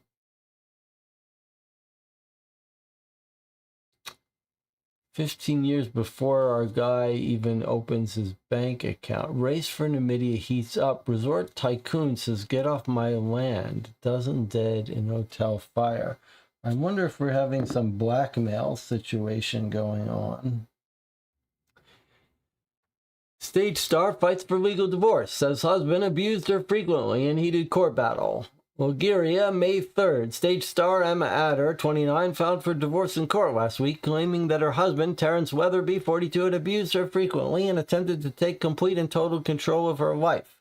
The preliminary hearing, which took place this Thursday, was a scene of total pandemonium as Adder's legal team presented claim after claim, all while Weatherby's legal team tried desperately to dispute claims and divert blame away from him. Weatherby himself seemed more concerned about the damage to his name than the loss of Adder or of the significant portion of his personal fortune that she ... Here is Gregor Hart, who we think might be Ashton Keele. Hart claims all Numidia his to own. Offers legal challenge to settlers of new land by Jeremy Buick. Kachketa, May 2nd. It is a great shame that so many are willing to lay claim to land which is already owned, said Gregor Hart to several reporters gathered for a press conference in the lobby of his offices. Gregor Hart, 32, inheritor of the massive Rose Gold Hotels empire and famously successful manager of over a dozen hotel franchises, has at several points over the last 2 months made public his intents to expand business in the newly discovered Numidian Isle. And there's another article here. Tourists attacked by Numidian native. The shocking account of one Sandra Mackenzie by Harvey Mack. Numidia, April 30th.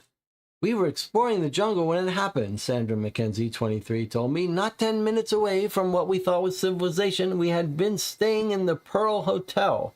The four of us, me, Elise, and Roger and Tommy. Oh, Tommy. At this point, she became quite inconsolable and took several minutes to calm down. Once she was calmed, she continued. 10 minutes to the north of the hotel, we came across one of the local savages traveling through the jungle, and when he saw us, he just sort of stopped and looked surprised. He almost looked quaint, I suppose, in nothing but a hide loincloth and ... 12 dead in grim resort fire. Natives spotted at the scene believed culprits. Numidia, May 1st. Last night, the Tranquility Hotel was claimed by fire. Spectators gathered from all across the island to watch as the flames lit up the dark night, crawling along the stout hotel building. Most were able to escape the building when they smelled smoke, but the fire, which started on the ground floor, blocked the entrance quickly. With the building having no fire escape, many were reportedly trapped on the second floor. Some time after the fire began, a group of natives emerged from the trees and began to dance around the building in full view of all onlookers, shrieking ... And then we have a little picture of the distant shore of Numidia. 8 companies must abandon, and your Numidian glossary, entry 8, raffle. Equus pallidus, known colloquially ... Equus pallidus. So are these, is this Numidian leather horse leather? Oh my God, look at this. I guess we have to read this. It's a lot of newspaper to read. All right. Emma Adder has been working as an actress and singer for more than 9 years, most recently acting as the lead role, the ongoing performance of Springtime Sorrows at the Dragon Theater. Her marriage to Terence Weatherby was a matter of much consternation. For a full report and an exclusive interview with Emma Adder, turn to page 10. Okay, here we have an article about the Montenegro border mired in conflict. I'll try to read these quickly. Montenegrin army loses ground, spirits low, Ilkhan's lost to Alistan aggressors by Sebastian Price. Frisha, Northern Montenegria, 1st May. What started as a minor conflict over the Montenegria-Alistan border has, in just the course of a few months, evolved into a major skirmish, and then again into a full-fledged war, one which shows no signs of stopping or even slowing down. The fires of war rage on through the east as more and more countries and provinces are pulled into the war. It is out of fear and respect for what might well be a burgeoning global conflict that I have been reporting from the front lines for a month now, traveling with the smaller contingent of soldiers sent by our government to aid our Montenegrin allies.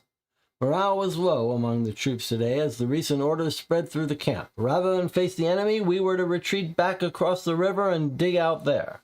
The commander put a positive spin on it, talking about establishing a stronger defensive position and setting up strong supply lines, but everyone present had heard the rumors about what happened to Ilkhan's in flames. The rumors were not pretty either. We had heard tales of the town in flames, the Alistan flag flying in the square, its citizens rounded up and taken prisoner, and the battalion that had been posted in its defense wiped out to the last man. I admit there was a part of me that wanted to grab a gun from the stockpile and charge the enemy myself. But the orders were sound. Montenegrin leadership had severely underestimated the size and ... For the full wartime report, turn to page 5. Here we have another article here.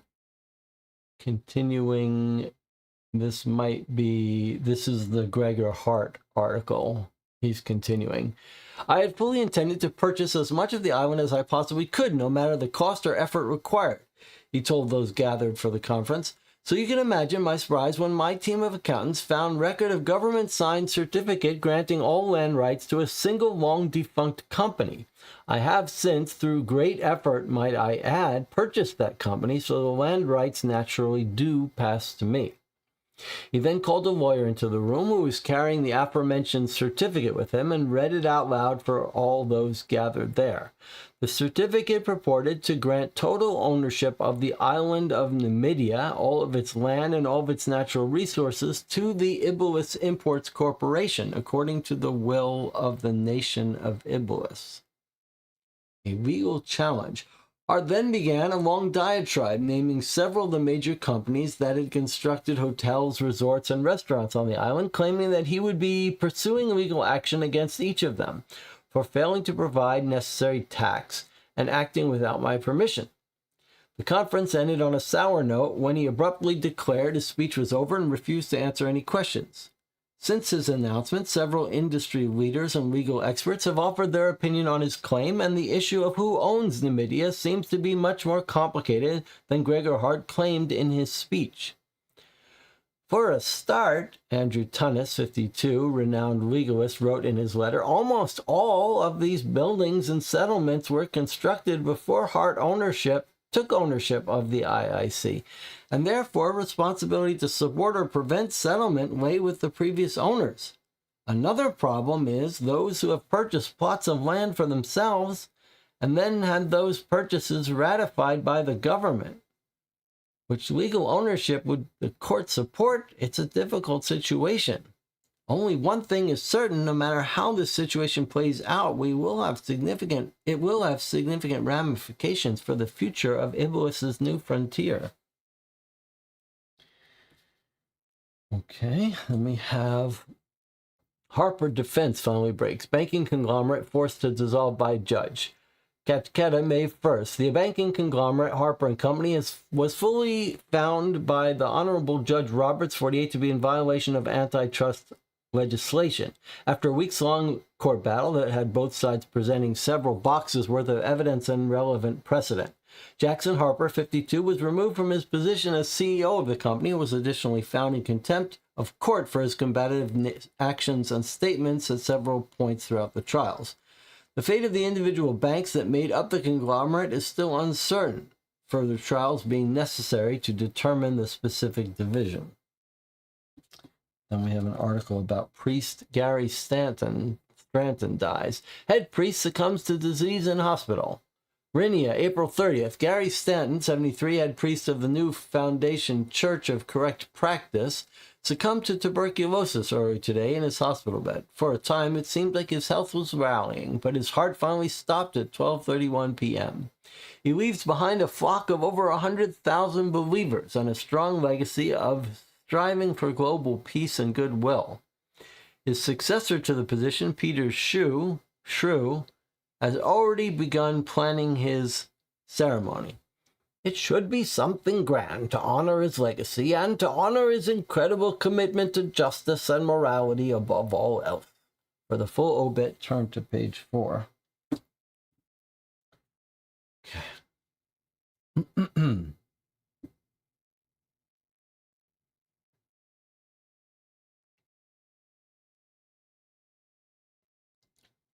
Now we are continuing another article here. Continuing from the middle of a story. His chalky white skin stood out so much from the jungle that he seemed almost to glow. At least at first he did. This looks like a continuation of that story where that person were approached by a native. Well,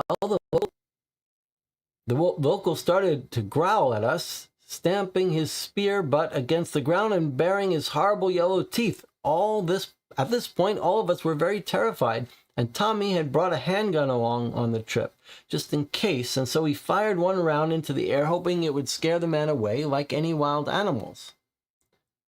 Tommy was no longer with us. Instead of being frightened, though, the savage started to shriek and holler, and a dozen more faces emerged from between the trees, all shrieking too. At this point, we were all running desperately for our lives. It was only when we returned to the Pearl Hotel that we realized Tommy was no longer with us. I can only imagine what those savages must have done to him. It's a miracle us three were able to escape with our lives intact. By the time Mackenzie had finished telling her story, she was as white as a sheet, her eyes wide with the horrors of reliving her encounter. When I asked her if she had anything else to say, she added, "Please, anyone who is considering traveling to Namibia this summer, stay far away from the locals. They're dangerous, savage beasts. It is a wonder there have not been more attacks. I'm sure it's only a matter of time." Mackenzie's story is actually not unique. There have been many accounts of attacks from the locals, especially in the last 2 weeks. Thomas Birdie is actually the 7th man to be killed by one of the Namibian natives. When asked about the security of travelers to the island, Clancy Drunnen, 46, chief of security at the Bayside Resort, the second largest resort on the island, had this to say. "If we could, we would love to drive the natives out, but there are hundreds, maybe thousands of them, and they know this jungle better than we ever could.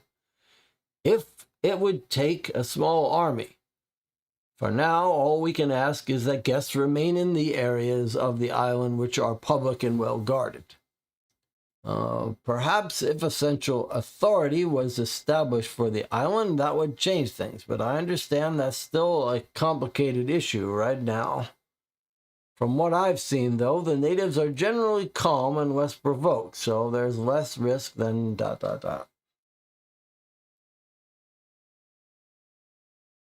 Okay, a couple more articles here.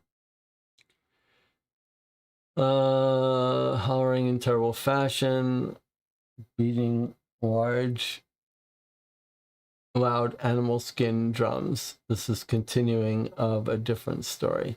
The building was a ruin. Once morning came, the building was left as nothing but a charred ruin. Thankfully, the fire had not spread to the resort's other buildings, but that fact presented little solace to the horrified onlookers. Despite cries for revenge, the resort guards were unable to return to the building to confirm the dead, as the natives were still surrounding the hotel. Worse, there were more than 40 of them, and more than a dozen were armed with spears or bolas. A head count of the survivors revealed that 20 were missing. It's highly unlikely that any of those 12 survived the fire. Writing this at noon of the same day, the natives have not yet left, and it is not clear if they ever will or if the bodies will ever be recovered. For a full count of the dead, turn to the obituaries section, page 9.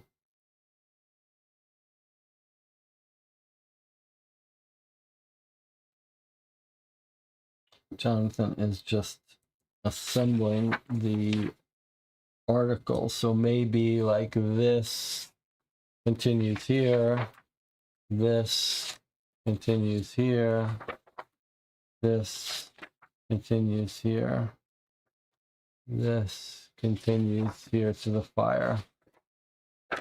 Yes, that makes sense. Okay. This is kind of crazy that you've tuned in for a 2-hour newspaper reading. This reminds me of Gumshoe. Gumshoe had these big, giant newspapers that had nothing to do with anything. It's a little too much text. If you were the editor here, you might say, look, you got to break this up a little bit. Shrike selected Zalgris mayor, pledges to lead city into shining new future, by Perry Gaskin. Zalgris, May 3rd, Wallace Shrike, 56, was just earlier today sworn into his new position of mayor of Zalgris and delivered a brief speech to the gathered press before retiring to his residence. The Rhynia-born politician and businessman has ran for the position several times before, with the recent election being his first victory. He had won with 34% of total of the vote, narrowly defeating his strongest competitor, Ronald Glass, 45, who received 31% of the vote. The remaining votes were split roughly equally between the remaining 4 candidates. The city of Zalgris has been mired in trouble for years now, ever since the previous mayor's disastrous economic programs and his regrettable decision to substantially defund the local police. While some are hopeful that Shrike might represent the change the city needs, the general air among the citizens is one of political indifference. And then it continues on. And here is our Numidian Shore article. Knocked out of the race, new blood already takes their place. By Mark Erika. Numidia, May 3rd. In the ongoing race to control the Numidian Isle, there are few winners and many, many losers. That's what's made clear this week when 8 companies were forced to abandon their Numidian holdings and return to the mainland, several of them having to file bankruptcy as soon as they returned. Perhaps the most tragic of these failures was Tranquility Hotels, which just last week had been one of the 3 most popular hotels on the island and was said by many to be their reason for travel. However, after the recent disastrous fire that destroyed most of their resort, they were left unable to compete. Most businesses choke. For those who have not visited the Isle themselves, what is most important to understand is that out of the whole island, only the eastern shore has been properly colonized. The western half of the island remains practically unexplored. It is for this reason that most of the hotels, resorts, restaurants, and bars constructed over the last 3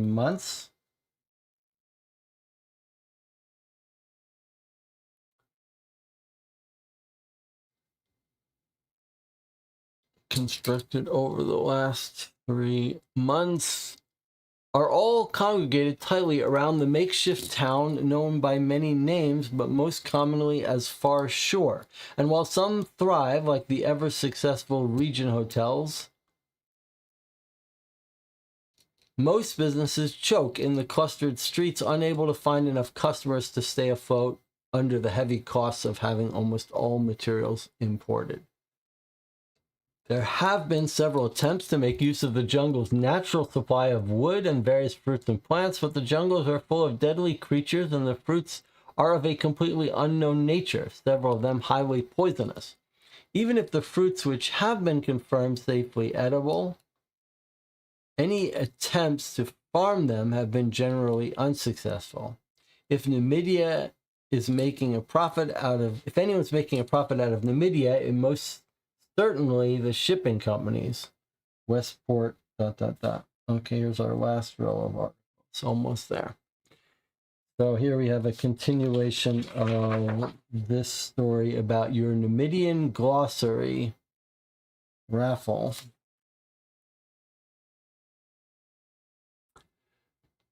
Known as raffle or the raffle horse, is a wonderful creature native to the Numidian Isle, found nowhere else in the world. These creatures most closely resemble giraffes, being possessed of an extraordinarily long neck atop a horse-like torso.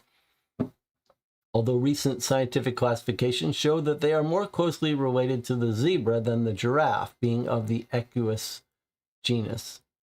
Other than their long neck, the most striking feature of the raffle is its stark white skin, close to marble in color, and its body having very little hair.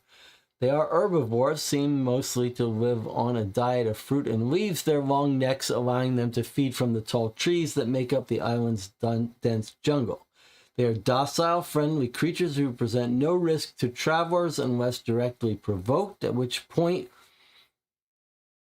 their powerful kicks do present a threat. Their docility makes them very receptive to training, and some are already being used as beasts of burden or mounts for work around the island. So,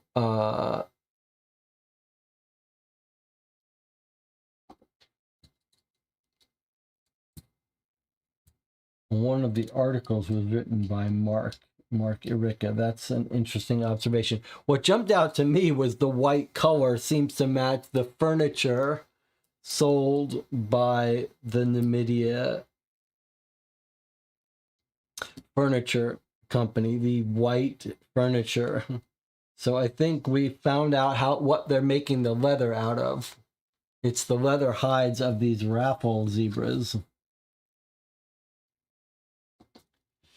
This week's stocks, the winners and losers. So Iblis Telecom down 12, Alliance Motors down 30, Central Oil down 7, Hutchinson down 45, McKinney & Co. up 11, Iblis Oil down 24, South Wissia down 18, Tranquility Hotels down 83, ouch.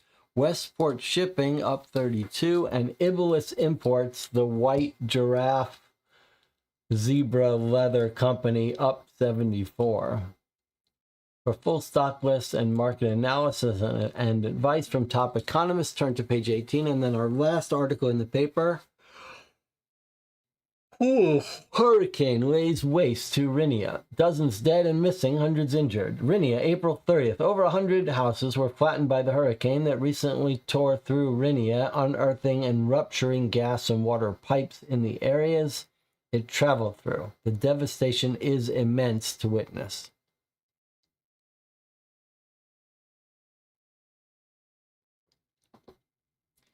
There was a person named Hutchinson we interviewed, right? Was she the one that originally had a lawyer tell her not to talk to us? Yes. Yes, that is absolutely true. So Jonathan points out there is a woman that didn't want to talk to us, Hutchinson. That's very interesting. But now, can we connect that name to, is Hutchinson the family that owned one of these hotels?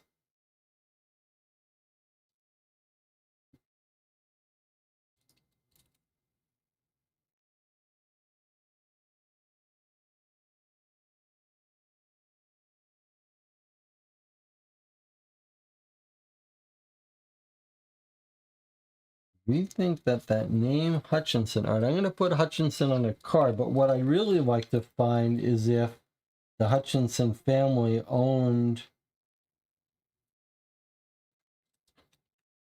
some property that got into trouble. I'm not sure what that would be. I think we may have overlooked it. Let me just make sure there's no more newspapers in here. Okay, I think we're okay.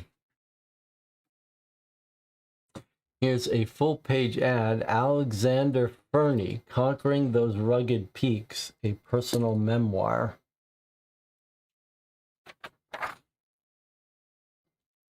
So here's just one page from a personal memoir. Another wall of text.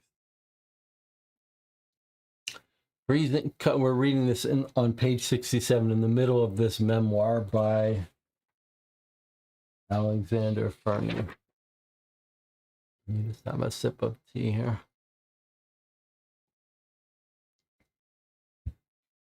Freezing winds cut away at me, the cold biting down to my very marrow. I paced onward, searching for a cave to shelter in, but the snow covered everything. I got into my eyes, made it hard to focus, soaked through my clothes, and made it hard to move. I had underestimated Mount Durandal, and without a route, without a plan, I would never even make my way back down, much less scale the mountain. It was there that I passed out from exhaustion and from the cold, and there that I would have died were it not for the people that found me. When I eventually came to, some long time later, I was quite surprised to find myself alive, and even more surprised to see who had saved me. I called them people because I do not exactly have any other name for them. They somehow give off the very particular impression of definitely being people, but at the same time not being human. They have 2 legs, 2 arms, 1 head, and a clearly human silhouette, but they are also multiple things about them that are clearly wrong. Their skin is unnaturally pale, chalky, and has a strange, tough texture, more like hide than skin. Their limbs are slightly too long, and even their shortest males were at least 2 heads taller than I. One of them, an elder of the tribe, was almost twice my height. Their eyes, too, feel wrong, dark, sullen, and empty. So now we're hearing about some humanoids with leathery skin. I mean, this is an imaginary story in an imaginary world. Are we really going to end up with these people are killing humans, killing humanoids for leather? Okay. One of them, an elder of the tribe, was almost twice my height.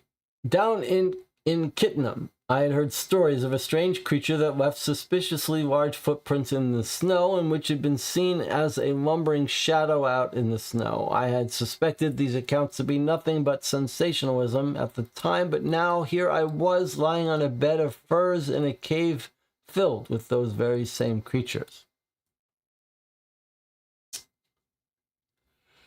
When they saw that I had awoken, every eye in that cave turned to stare at me, and I thought my heart would break free of my chest, it was beating so fiercely. But then one of the older females dipped a clay pot into a cauldron full of stew, bubbling fiercely over a roaring campfire in the center of the cave. She offered the pot to me, and I accepted as graciously as I could, considering the circumstances. The stew was quite fortifying, some sort of meat broth. Once the rest of them were satisfied that I was not dangerous, they returned to huddling around the fire, and I was almost completely ignored.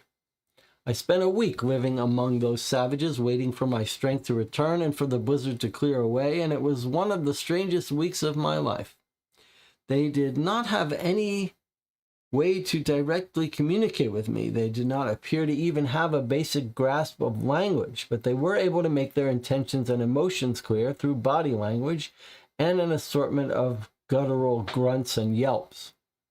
I mostly spent my time observing them in their daily activities. The females seemed to manage most of the cave, tending to the young, crafting makeshift spears, cooking and tending the fire, turning fresh pelts into clothes, bedding and carpets, and wall hangings for insulation. Meanwhile, the males would hunt or train their bodies, and life in the cave went on. A few days into my stay, I was brought before a particularly fierce-looking male who I presumed to be the pack leader. I did my best to look meek and helpless, and he simply gave a dismissive grunt before waving me away. I spent a few days of my stay exploring the cave, or more accurately, exploring the cave network, a series of interconnected tunnels that seemed to go on forever into the earth. I wasn't able to find an end to it, even after multiple days of exploration, and most of the cave network seemed to be lived in. There must have been hundreds, maybe even thousands of wild people living in the mountain, completely unknown to humanity. After a week had passed and the blizzard had cleared, I collected those of my things that had not been taken. They seemed fascinated by most of my survival gear, and I thought it wise not to press the issue. And though they seemed to offer me a guide, I refused the offer and descended the mountain on my own. Perhaps even more strange than the week I spent living among the savages was my experience of returning to normal human life, as if nothing had happened, as if I knew nothing. A few years ago, I returned to Mount Durandal. It took several weeks of searching that area of the mountain with a fine-toothed comb, but eventually I did find the cave where I had awoken, surrounded by strangers. I found it empty. For a time, I considered that my entire experience might have been a delusion born of hypothermia, but I'm certain now that it was real. I know what I heard, what I felt, what I saw.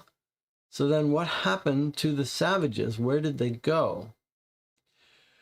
Perhaps they simply descended further into their caves. Perhaps they were chased away by the locals. Perhaps they simply relocated on their own volition. To tell the truth, I have no idea. Wherever they are, I hope they are safe and happy. It is the least they deserve, after how cordially they treated me. If it were not for them, I would not be alive today.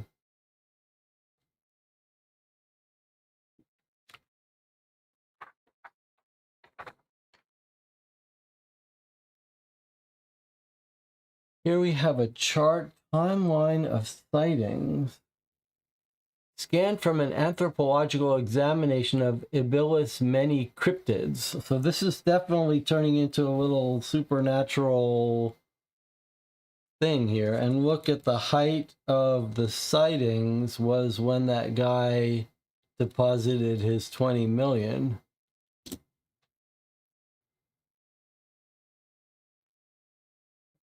Please note, for the purposes of this study, we have aggregated sighting reports of various cryptids which exhibited similar features: pale, chalky skin, long limbs, tall humanoid bodies, empty eyes.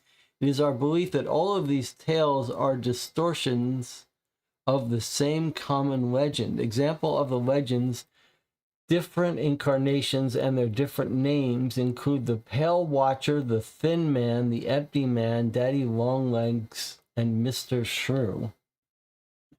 So now we have a little bit of a murder mystery with a supernatural twist here. And are they killing these creatures for their leather? Is that what's set all this off? Map of sightings. Okay, there's Catchetta, and there's Zalgris.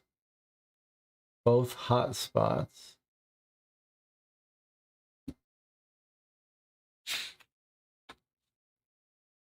There's Marinia. These are all fictional places. Okay. Looks like maybe we've got 3, 4, 5, 6, 7 pages left. Here we have an incident report on the 15th of November, so 2 months after our death. Did the description of natives of Nividia from the paper match the description of the mysterious humanoids? I think so.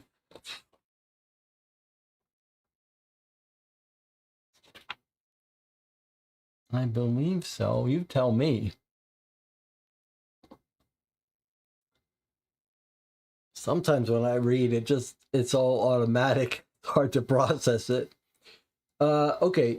Theft, possible corporate espionage, blackmail, or impersonation. This is where we were sort of one of our possibilities. Perpetrator unknown. At around 1200 hours today, I and my partner, Officer Kyle Peterson, were sent out in response to a call reporting a theft at the Iblis Imports Corporation head offices. The caller, one Evelyn Maxwell, accountant, was waiting for us when we arrived on the scene, along with the receptionist who she introduced as Tracy. Together they explained what had happened. According to Tracy, a few hours earlier at 900 hours, a man claiming to be a detective working for the INPD had burst into the building, demanded to see their records. When he presented his badge, she took him to Maxwell, who gave him the key to the records room and then returned to her work. The receptionist noted that she saw the same detective leave the building at approximately 1000 hours and had thought at the time that he looked suspicious. At around 11:30 hours, Maxwell had been returning a document to the records room when she noticed that the safe in the back of the room was slightly ajar, and upon opening it, confirmed that one of the folders previously kept within the safe was missing. At this point, she showed us the records room. There wasn't much to find in there, and the safe's surface looked like it had been completely wiped down. So I doubt there would be any fingerprints other than Maxwell's. The safe was of a simple design, the sort that can be opened even without complicated safe cracking tools if you know how to listen for the clicks. I asked Maxwell why the safe was empty, and she told me that the remaining folders had been moved to another safe for security purposes. I asked her what was in the stolen files, but before she could answer me, we were interrupted by a stout middle-aged man. He refused to give his name, simply stated he was in charge around here, and once Maxwell had explained the situation to him, he became incensed, loudly declared this was no matter for the police to be involved in. I responded by telling him that it was no business of his what matters the police involved themselves in, which only seemed to upset him more. Eventually, though, he relented and told us that the stolen folder was a collection of relevant files from a recent Board of Executives meeting, though he was very emphatic that the files contained highly important trade secrets and that if found, they should be returned to him immediately. I recommend a large-scale investigation into this issue. What we have here is either a case of impersonation or a case of a licensed INPD detective committing corporate espionage. Either possibility could represent a serious blow to the force's reputation if this goes public.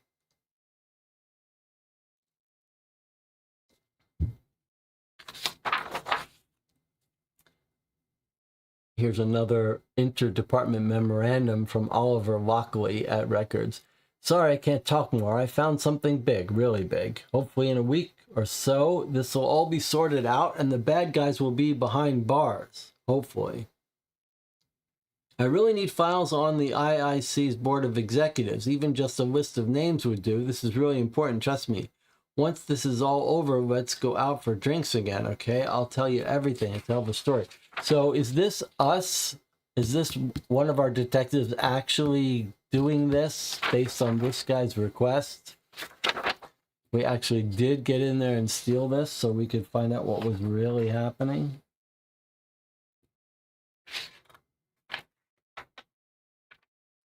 Okay, and here is Oliver Lockley in Records again, writing to Frank Maybury, the most recent guy in charge. He says, "Are you okay? I haven't heard from you in weeks, and then you just send a memo? Hearst has been asking about you a lot recently.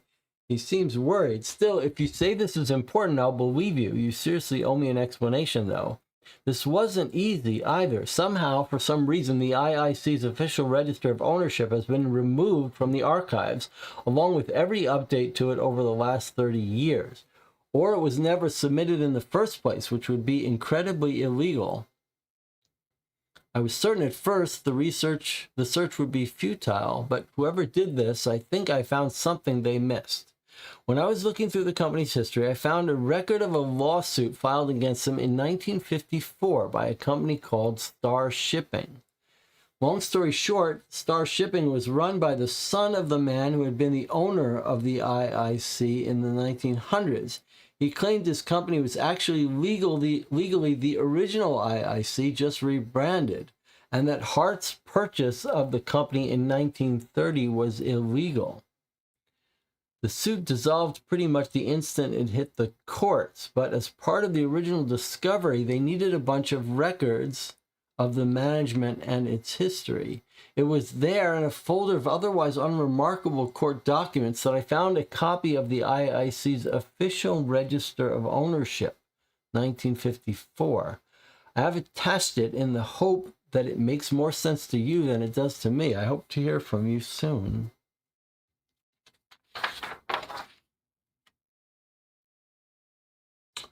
Iblis Imports,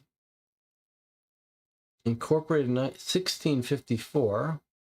1654? Wow. Nature of business: imports, exports of good. Manufacturer sells leather. Manufacturer sells furniture. Manufacturer sells clothing. License to pursue, own, and manage land in the interest of the nation of Iblis.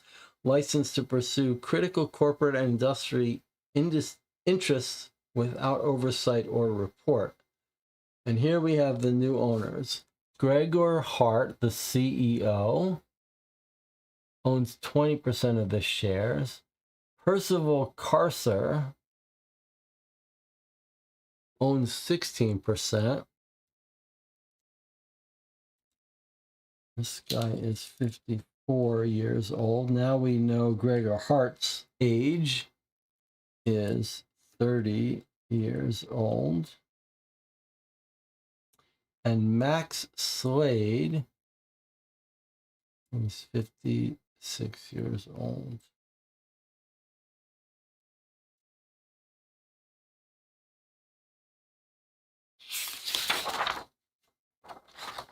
Okay. I'm not sure what information that has. And then what's this? Continued, persons with significant control. Diane Sparrow. Okay, well, we know that name, don't we? We know these two people. These two people are on that Financial Mills company.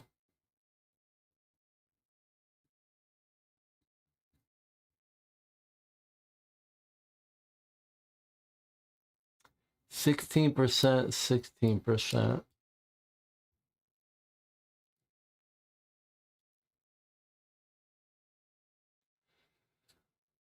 John is saying we have also appointment dates, so we know how much older they are, but not how old they are. No, we have both. So we have an appointed date and a date of birth. So I was calculating their ages here from date of birth. I guess this is wrong, though. I did this one wrong. Appointed 1930, date of birth. So actually, he is 62 years old, our guy, Gregor Hart. Date of birth 1906, date of birth 1904. Okay, so Gregor Hart is 62 years old.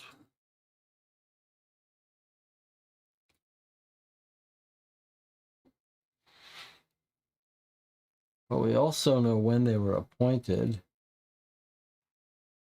1941, 1945. That was when the...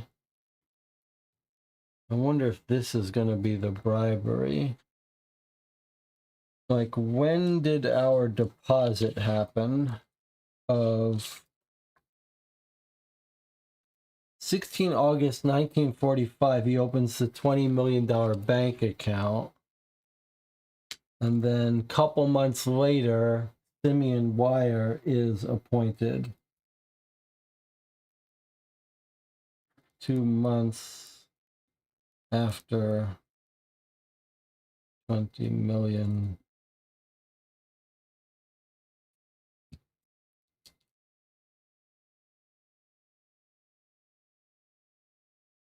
We have another Max. Where was the other Max from? Not sure if you noted it, but we have another Max now with these documents. Who is our Max Slade? That's not a Mark. I don't know who. Where is our other Max from? I don't remember another Max.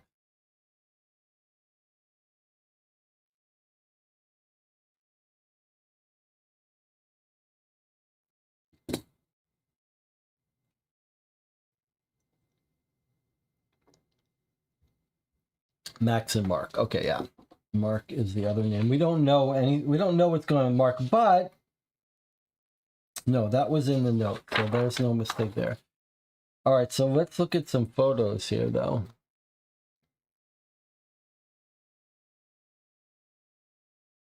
There's Diane Sparrow in 56. Max Slade. This is a Berlusconi. This is a real. This feels like this is a real prime minister of Italy or something. That face looks familiar to me. But okay, there's our Gregor Hart in 1930. Percival Carcer, Max Slade, Diane Sparrow, Simeon Wire, Dean Ford.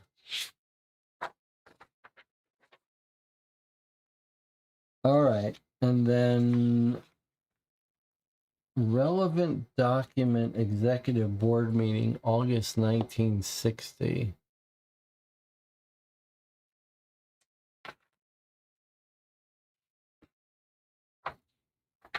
Confidential.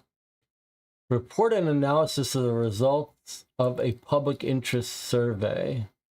16th to 22nd, May 1942. 25th May 1942.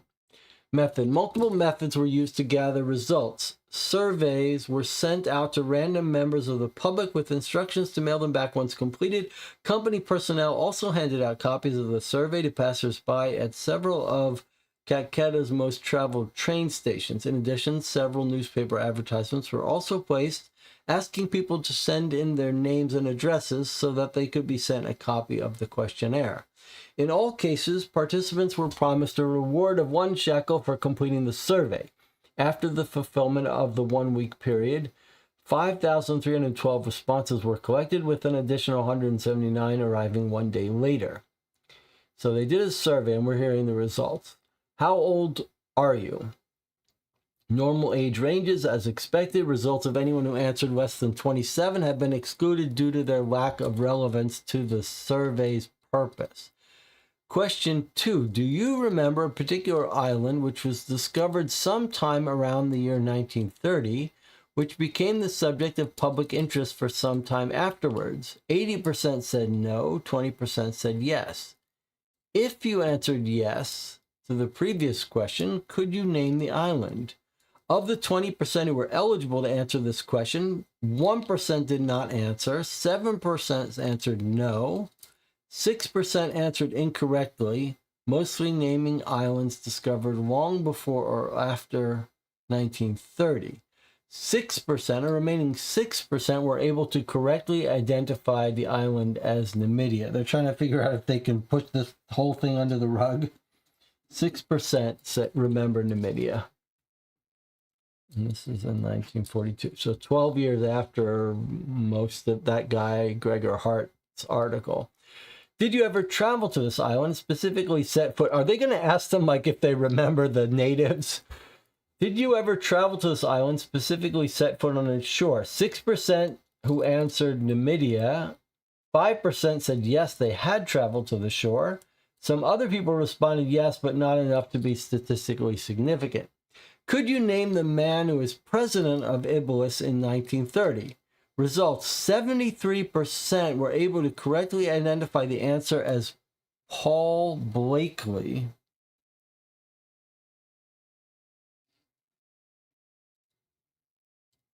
Conclusion, question mark.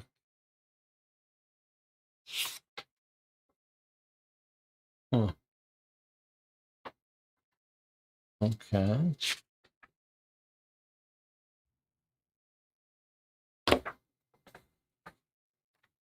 And here is, so this is pretty cool that this is the document that's going to finish up our case, it seems like. And we're just trying to figure out what this board in August of 1960. So this is like the couple weeks before our guy gets killed. The board has had a meeting and they're worried about something. So they're looking at a survey that was done.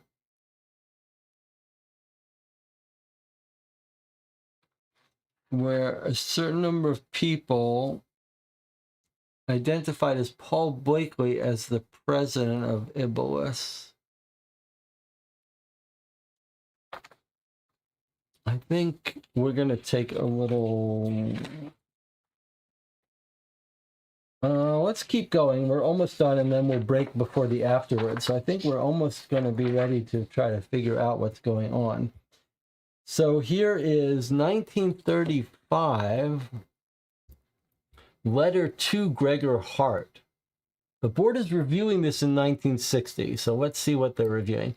I have, as you requested, completed comparative analysis of the genetic sample. Sample A, the one marked as from species currently being tested for farming, was quite unlike anything I've ever seen before in the lab. I would love to know what creature you got it from. One day when I returned to my station, I discovered the sample had almost outgrown its petri dish. The results are as follows. This is very spooky. Sample A tested for nominal similarity with provided samples B, C, F, G, H, and J. This is not necessarily indicative of anything. It is the same sort of baseline similarity which shows up between members of the same animal kingdom, i.e. mammal to mammal. Sample A showed remarkable similarity with samples D and E, particularly D. Degree of similarity suggests they are part of the same genus, perhaps even cousins or brother and sister on the tree of life. Sample A was most similar to sample I. At first, I thought they were two samples from the same species of creature sent in by mistake. On closer examination, I've concluded they must simply be very closely related. A good example would be to compare a lion to a house cat, a wolf to a dog, or even ancient Homo neanderthalensis to current humanity, Homo sapiens. So we're comparing A to everything else. So A with D and A with I, almost the same.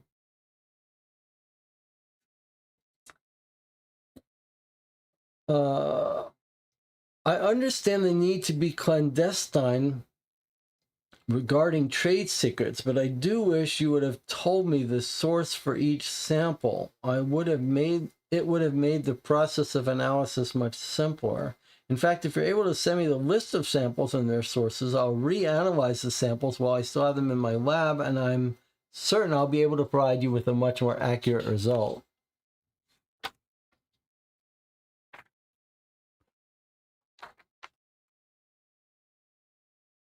Okay, and here is the executive meeting minutes, it looks like. 15 August 1960, 1 month before our murder. Meeting called to order, 3 p.m. by CEO Gregor Hart.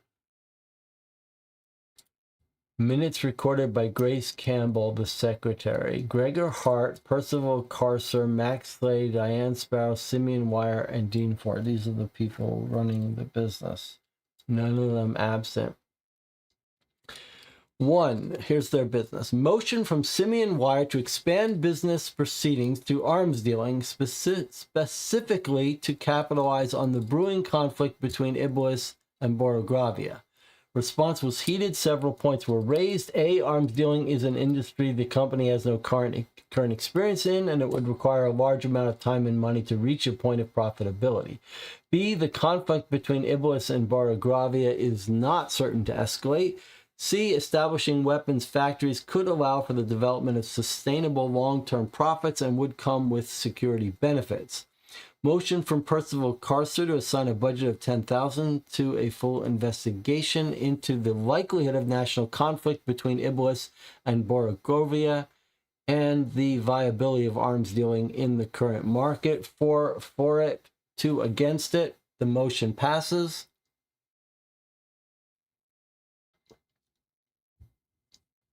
Initial motion from Simeon Wire re-examined. 6 against. Motion dismissed. Well, I don't understand that. How does that work? You voted for it, 2 against. It passes. And then they re-vote on it? I don't get how that's supposed to work. That doesn't sound like a way to run a meeting. Item 2. Motion from Max Slade to expand corporate interests to include a press division and to appoint Jesse Hill, CEO of the Iblis News Network, to a trial position as the 7th executive. Response was conflicted. Several points were raised. A, such interest would be very unlikely to be profitable even in the long term. B, the company is currently enjoying an unprecedented degree of security and lack of scrutiny. Its members should focus on making the most of this opportunity and therefore in making profit. C, investigating in a strong media presence would be the best way to ensure the current period of security continues indefinitely. D, Jessie Hill is largely an unknown and her trustworthiness is uncertain. At this point, Max Slade personally vouchsafed Hill's ability and a vote was held. 3-4, 3 against. Result was a tie. So they re-voted 5-4, 1 against. Okay. Motion from Gregor Hart for the company to cease production of Namibian leather. Response was heated. Hart presented documents A, B, and C.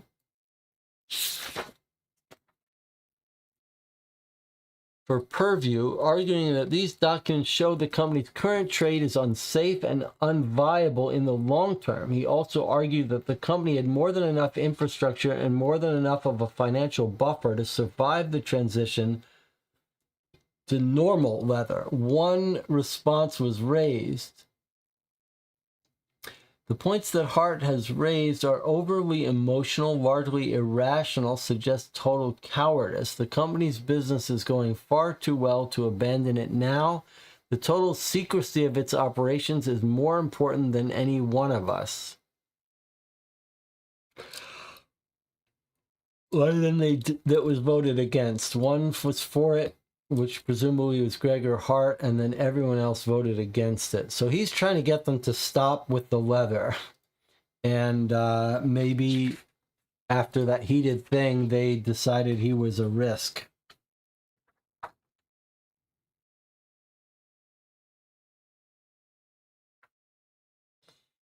Here is the memo where we can see, there you have it. Here are the tests. Going to get an official template drafted soon, I swear. For reference, a list of the samples set to frontier biochemistry and their respective creatures of origin. So A was the test subject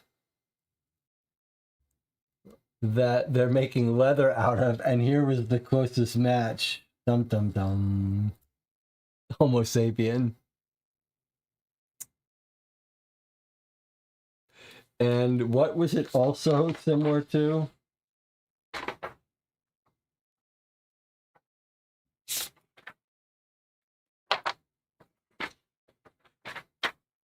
Sample A was similar to I, and D and E. Also this one and this one. So what we've got is these creatures on Namibia are half human, half horse.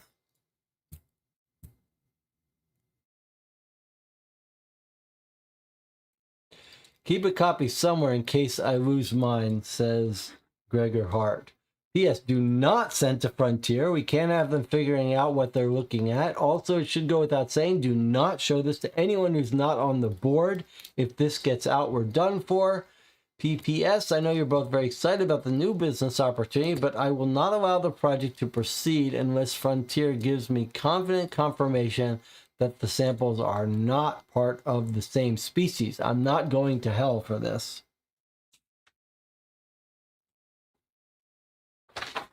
And then we'll have the solution is next. This is not, we're not going to get questions. We're just going to hear the end of this. I believe there's just one more double-sided page for us to read. Or one more single-sided page to read. All right, so we're going to take our 8-minute break. We're going to come back and discuss it. We sort of know the punchline here, but we're not sure we understand the details of some of it.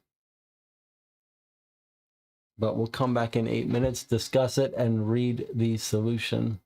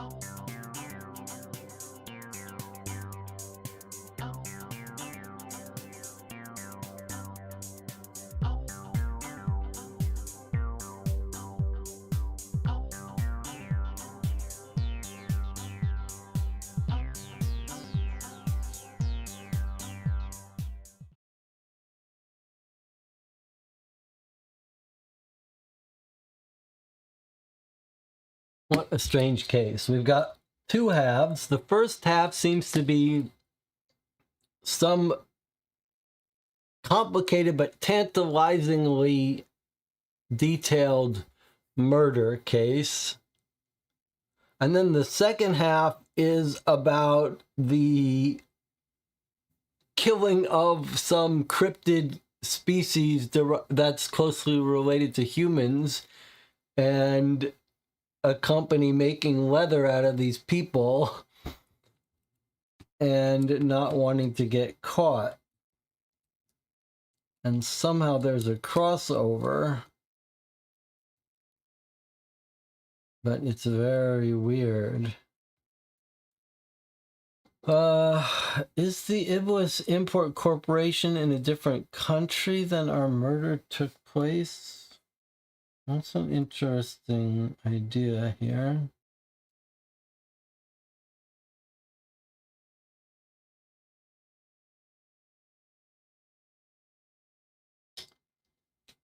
I'm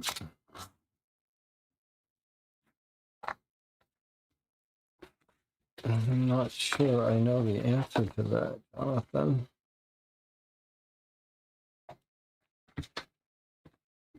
It's a little hard to remember all of the details of names and places when this is all fictional stuff that we're not familiar with.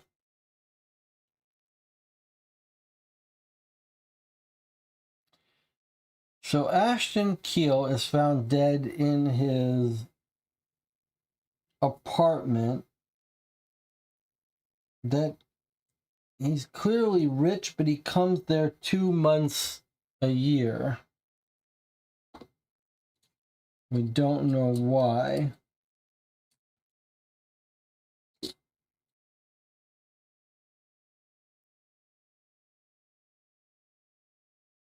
Someone looks like they've tried to stage it to look like a suicide and kept his body in a refrigerator.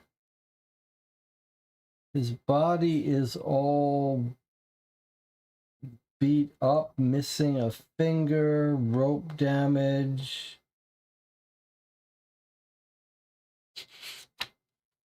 Bite marks on tongue, self-inflicted, as if they were torturing him.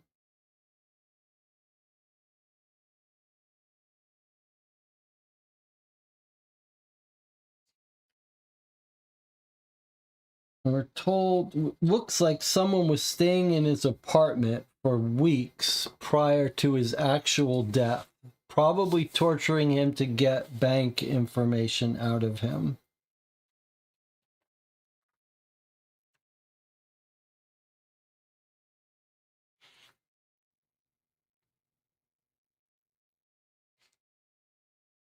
No records of employment.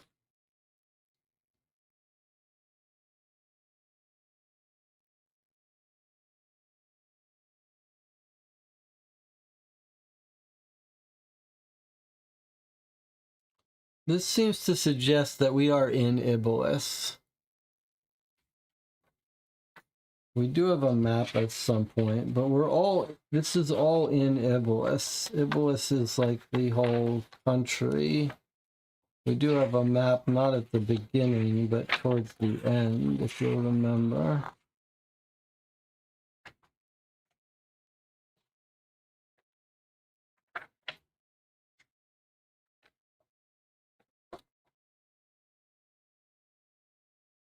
I think this is all Iblis.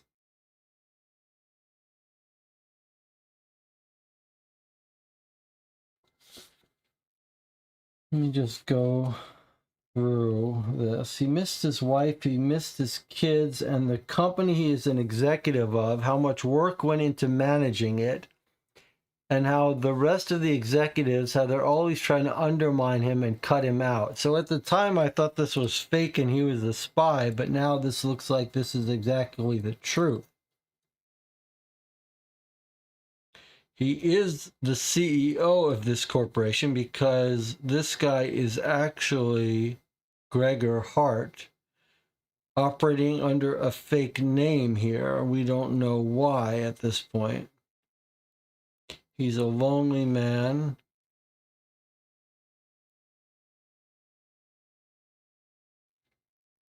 He just wants to live like a normal person.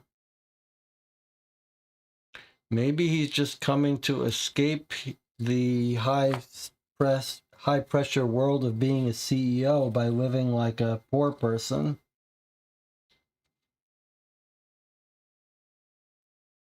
Two months of the year.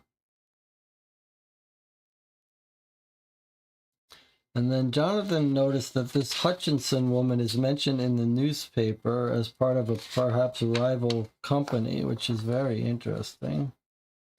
So lots of evidence that someone was living with him for 2 weeks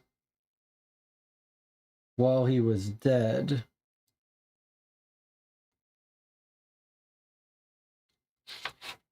Blonde hair, we don't really know. Evidence that perhaps he was being kept in this refrigerator. The woman who is telling this story, this is Jonathan's idea that maybe Miss Hutchinson is making up this whole story. But how can that be? I mean, she's living in a tenement for years. So I don't see how.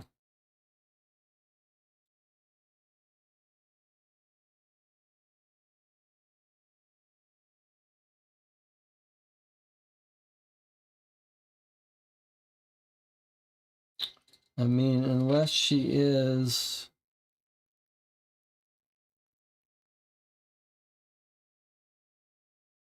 She's telling us the story about how she sees this one. She comes up with a reason why she didn't want to talk to the police.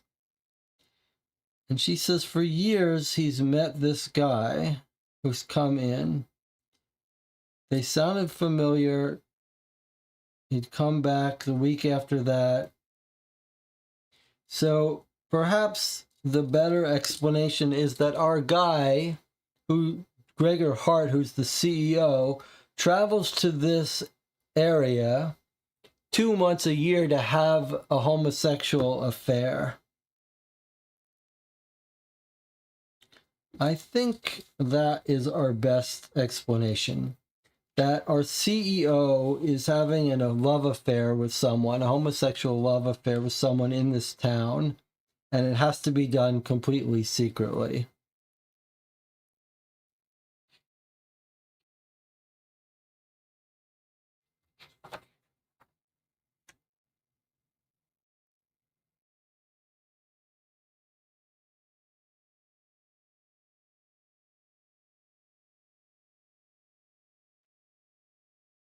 Then she says, I could tell by his limp he was young, maybe 30.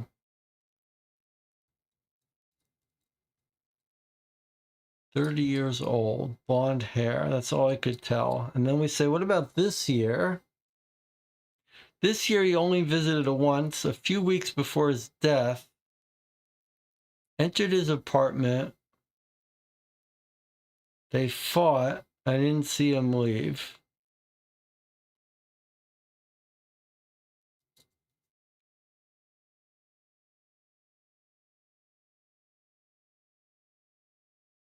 And then we hear that this guy set up an account, 1946, $20 million. And then he was tortured, we think. I don't know if he's tortured. But he's got signs that he bit his tongue.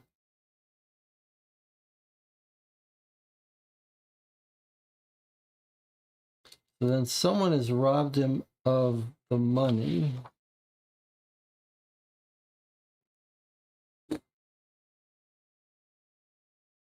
And then we have this incident that's happened on the day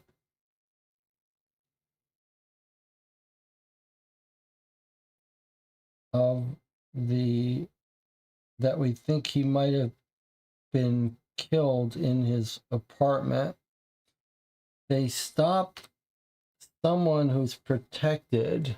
We don't know why.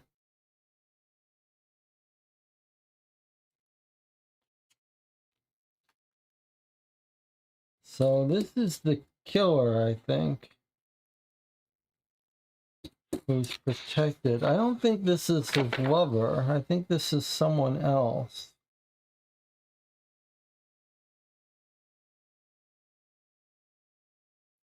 And then they find Larry Woods.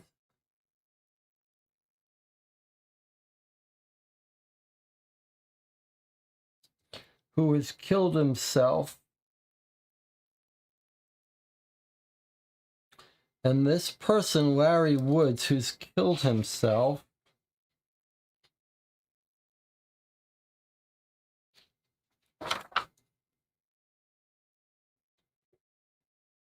is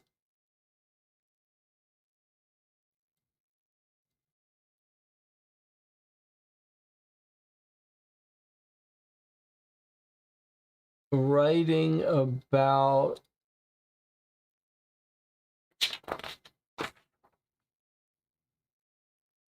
I found the name Ashton Keele appeared on the deceased note. Well, we don't see that name appearing, but maybe that's who it was addressed to. Sorry about Mark. We don't know who this Mark is. I should have known better. I'm sorry I wasn't there for you. In the hospital.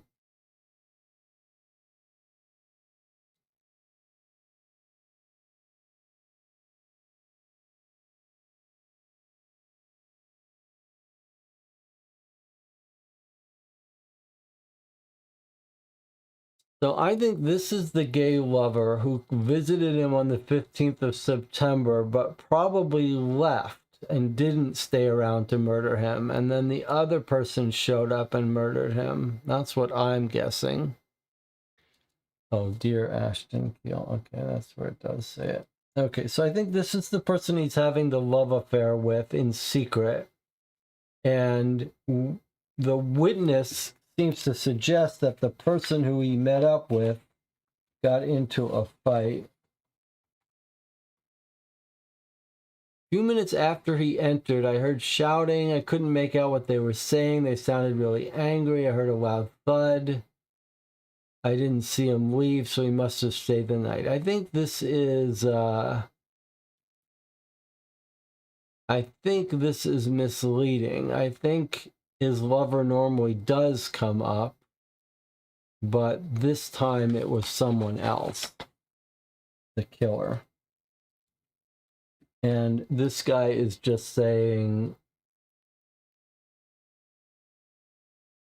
they got into some fight. It must have gotten the real guy. This guy must have showed up, gotten into a fight, argument, and left. And then the other person snuck in that night or the next day and did the killing.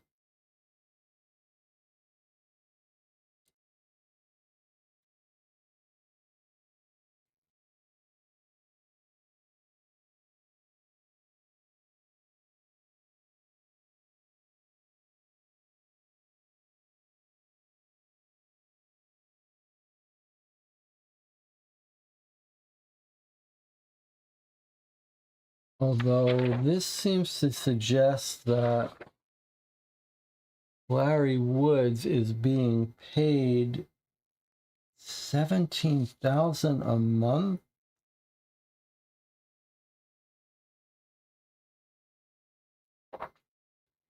by the Mills Financial Company, which is tied to the leather import company.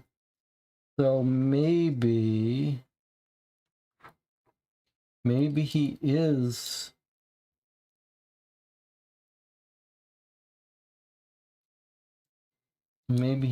on their payroll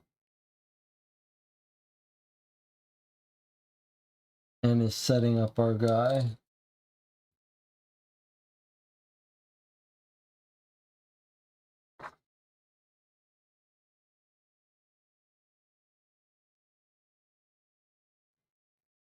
He's actually paying Mills, not getting paid by Mills.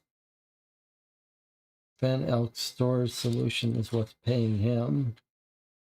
How is he making $17,000 a month? That's weird. He's in debt to these people, though.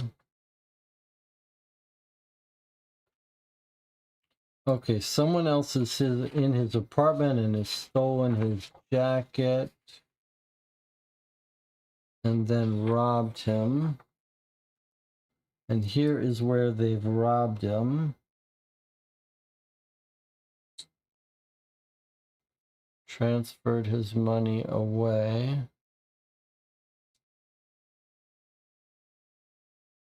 No, they've robbed him another place. This is them depositing the money.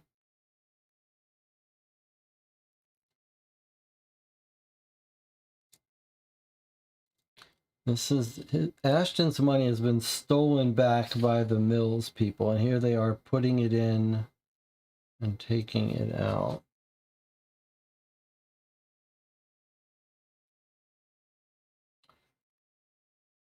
And then here's Ashton Kill using the name Gregor Hart. So we think that Ashton Kill is Gregor Hart, and he's basically saying the truth here, which is the money goes to the company that I love, but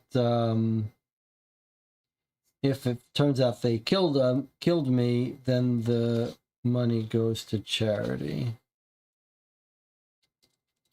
And he's filed this last will a month before when he's trying to reveal them. Okay, so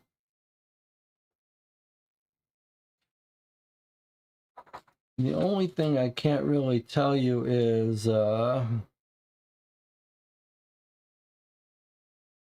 what's going on with this Mark person.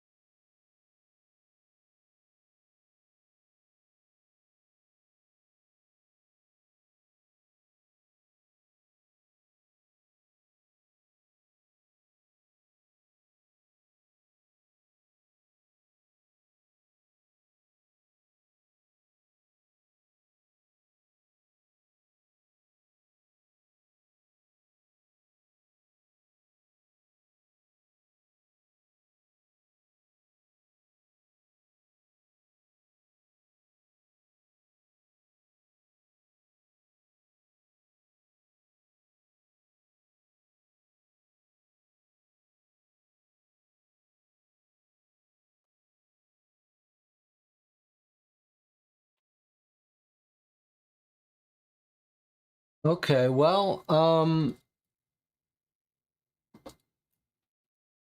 is it possible the assassin had Larry Woods and Keele Hart as hostage in the apartment for a week, made Larry write the note, and then killed Larry and staged his death as well? That's an interesting idea. Did they kill both of them? If they killed both of them, and that's an interesting idea that they're responsible for both murders, but the second murder of Larry is 25th of October. That's a month later.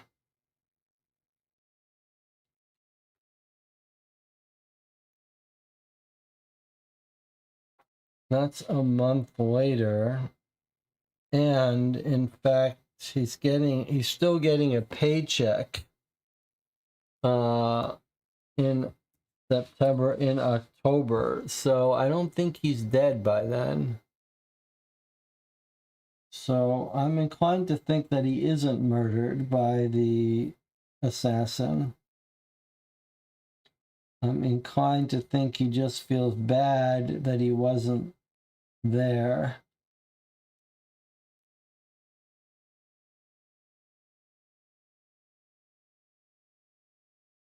All right, I think we're gonna. I think we should just read the afterward, but that's my best guess at what's happened here. What we've got is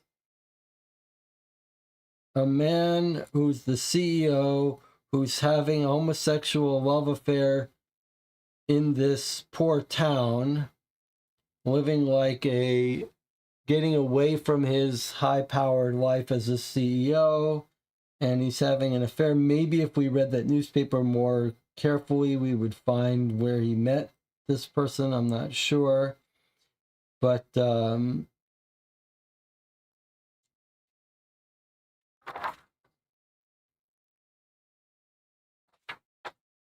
I think that the assassin sent to kill Gregor Hart also wanted his money.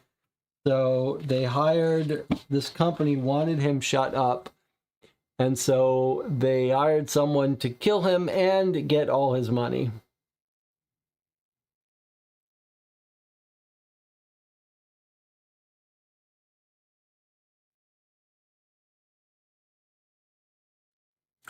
Jonathan is focused on the cryptids appearing.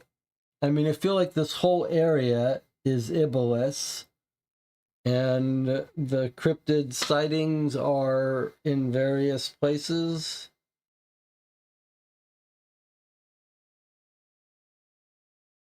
I don't know how to connect that to any part of this case. Zalgris is the city where the guy got killed, yes.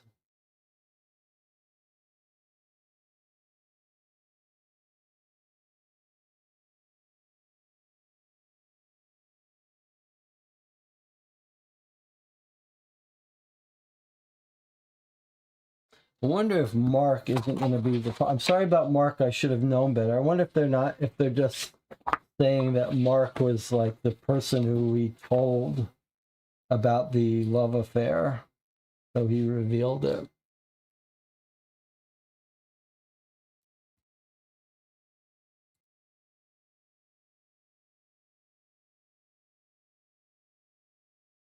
All right. Do you want to make any different guesses or get on the record? I just don't feel like there's any... I'm not sure there's anything more for us to find. Like, normally we might spend a little bit more time talking about this. I'm just not convinced we can find anything more.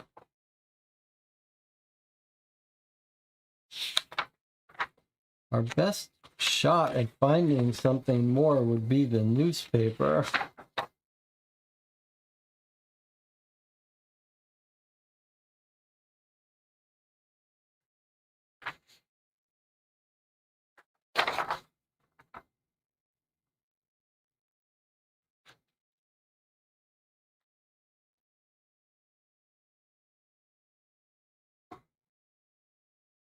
If this is our guy, let's just quickly scan it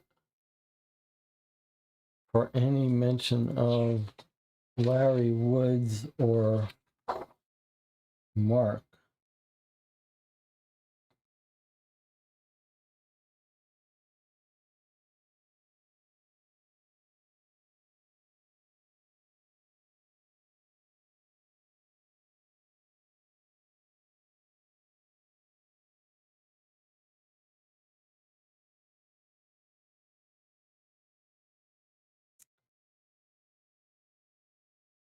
I think your theory makes more sense, but for the sake of drama, I'll go with Hutchinson being a plant.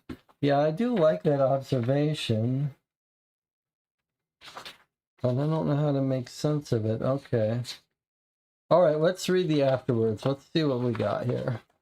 I'm very curious to see what's... The company gets everything in the will. Why steal the money and make it look like an overdose?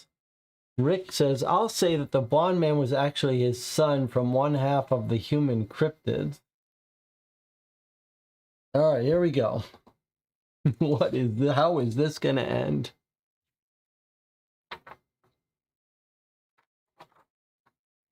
Dear Nancy, Harry, Burke, Oliver, Winston, if you're reading this, I'm dead. Now, I'm sure they'll just have me down as missing, and I'm sure that if you ask Hearst, he'll happily tell you I suddenly went away on vacation with no plans to come back anytime soon. For a while now, I've been hearing footsteps in the hall, seeing shadowy men standing at street corners, staring up at my window. I probably only have a few days left now. Really, I always knew it could happen someday. Being killed in the line of duty is practically part of the job description. But I never thought it'd happen like this. I never thought I'd find death in such a low-profile case. If I hadn't taken such an interest, hell, if they'd assigned me most anyone else to the case, Keele would probably have been forgotten in less than a month. That's the scary part, if you ask me. Or maybe it's all the scary part. If Nancy's reading this, and I do hope she sees it at some point, I'm sorry. Sorry for making your life hell, for never piecing it back together. Sorry for leaving like this. If this is Harry, Burke, or Oliver, it's been great. I hope I haven't caused you too much trouble, especially Oliver. If you get fired for this, I'm sorry. If it isn't too much trouble, you'll find a small lockbox under the floorboards of my apartment. Please see it to Nancy. She'll know what to do with it. Now, if one of the IIC's various goons is reading this, this whole thing probably seemed pretty futile. After all, I'm sure you intended to have all this painstakingly collected evidence destroyed the moment it enters the system. Quite unfortunately for you, I have in fact been sending copies of every collected documents to several trusted associates for over a month now, and as soon as they confirm my death, they will make sure that the evidence reaches the right people. It might take a while, weeks or even months, but it will be done, and every headline in every paper in the whole damn world will scream your name, and my one and only regret is I will not be alive to see it. Checkmate, eh? Yours forever, Frank Maybury, Detective. P.S. If this is Winston, you still owe me 30 talents, you little rat. Make sure that Oliver gets them. They can be the start of my funeral fund. So this is the detective who was on the case, the second detective on the case, who's convinced that the IIC people, the Iblis International Trading Company, has killed him. But no explanation beyond that. Okay. And now if we flip over, we just get credits.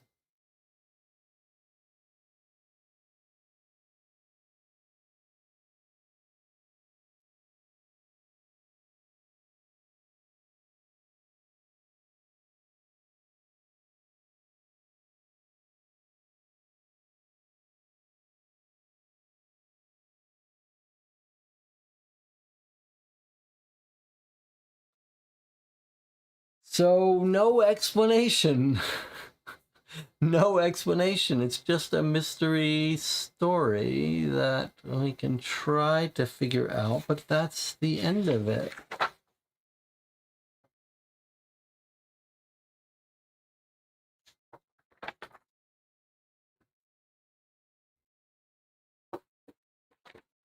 So what is the answer? Well, no wrap up. The final page is just a letter from the detective saying he was probably killed by this company.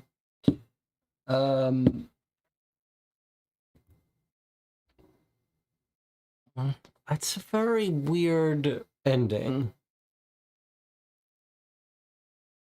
How do you explain that? What do you think the intention? What was the intention of the author to not have a solution there? It almost feels like this is like the mid-season of a show that's ending on a cliffhanger or something.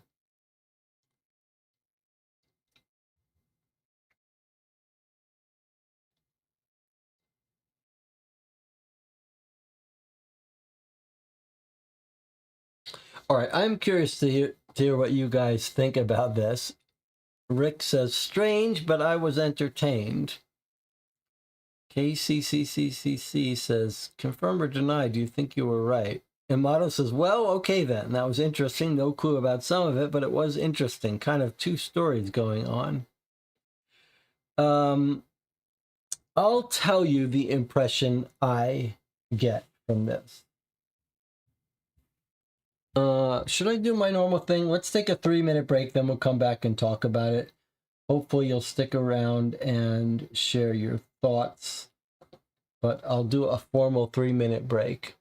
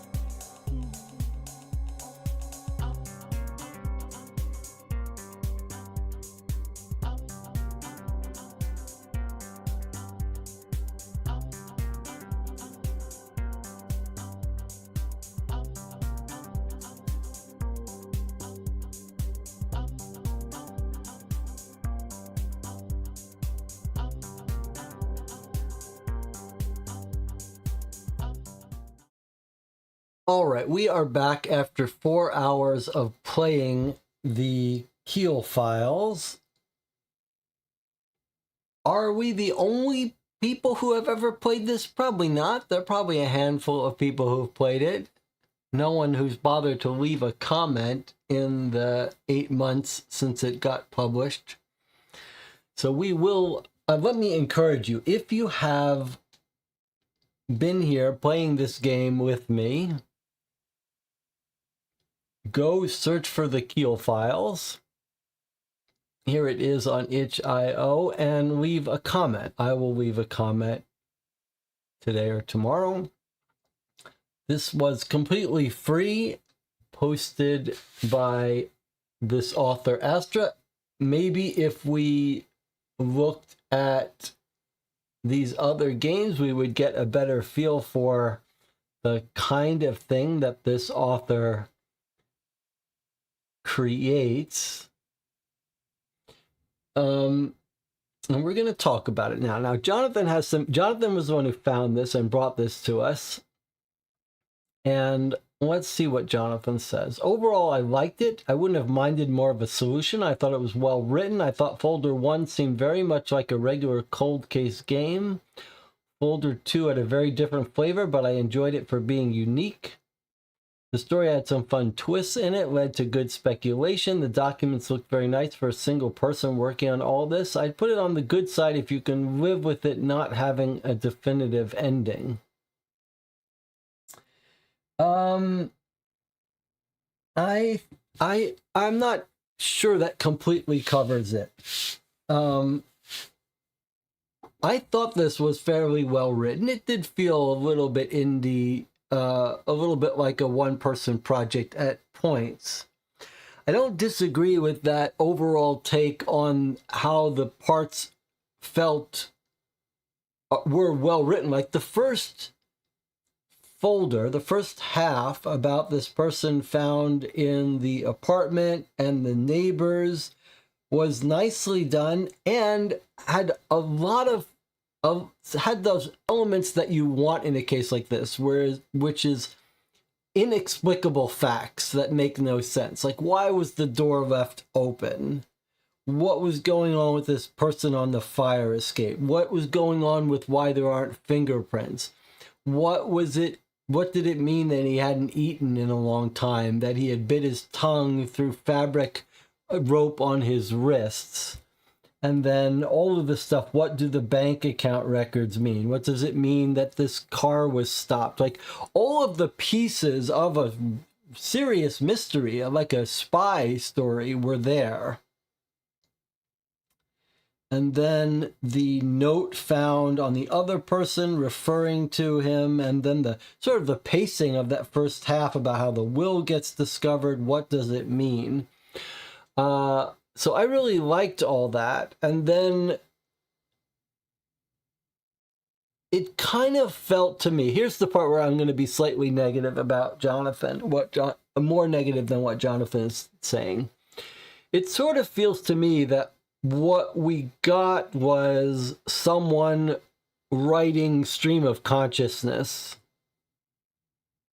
In other words, someone was writing the details, the perplexing, inexplicable details of a murder, not having planned anything out, and was just throwing names and things in, which is a good way to create lots to talk about, like why was the door left open, all that, and why was this guy living there only 2 months of the year, and then why was this guy getting $17,000 a month, all that stuff. So I felt like it was being written and things were just being layered on as the person was writing without a plan. And then maybe they took a week off and then decided, I'm more interested in now this supernatural cryptid idea. And so then this cryptid story gets written about this company that's out of control. And I don't think it ever really connected. Like, who is this Mark person? Like, this is not a full story. We do not have a full coherent story here. I don't think there's any way to make it a full coherent story.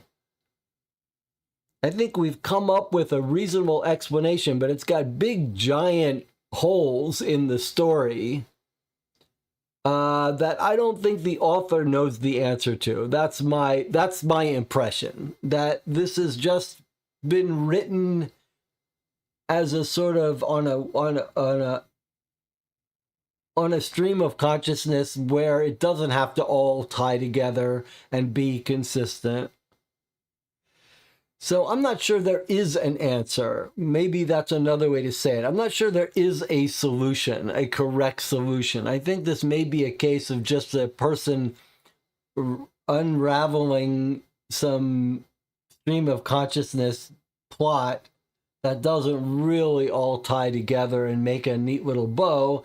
And then when it got time to end it, we just heard about this detective who's disappeared and died.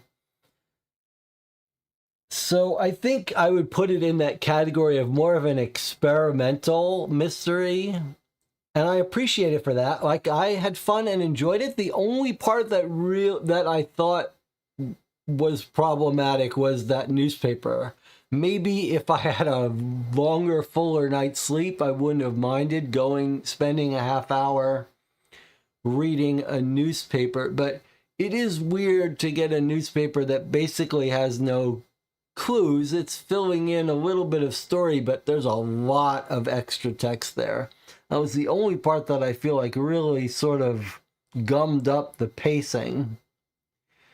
But other than that, it was all enjoyable to read, and it all moved along at a nice clip, and it was nice to have this 2-act structure. And as long as you know you're getting something pretty experimental, I think there could be some fun in this. But this is for people who like debating theories, not for people who like to have a satisfying mystery wrapped up. John says, maybe. I guess it seemed to me there might have been a lot of world building going on in the newspaper, so I feel like the world is probably thought out in the author's mind, but I don't know. I didn't mind the newspaper as much. Okay, well, maybe that was just reflecting me being a little tired hitting that newspaper. It did feel like world building. Absolutely, lots of world building. And, again, we're just theorizing here, but it almost feels like the author has this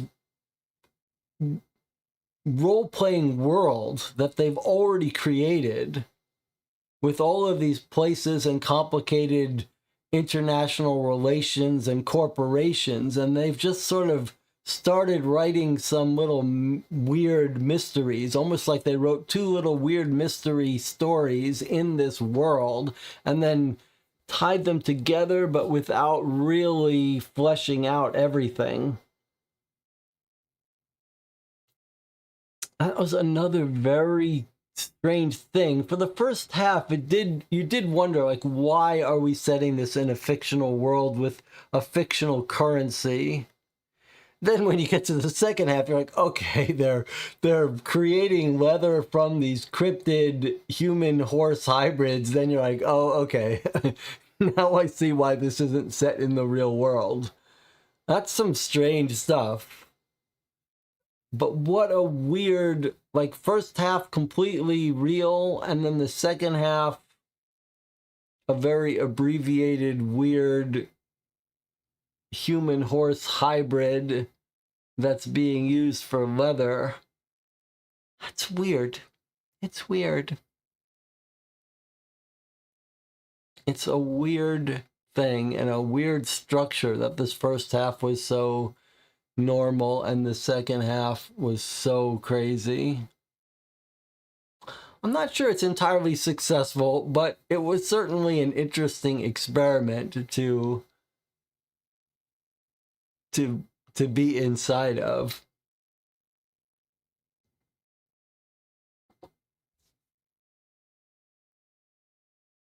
The cryptid thing was interesting, but also an unnecessary sharp tone shift. John says, I'll admit I have a high tolerance for weird. Yeah, I mean, I think that first part was, I would have been happier with if just the first part was expounded upon and we got a full, proper mystery case set in a realistic world. I think that was an interesting enough case that I would have been happy if it just stayed there. But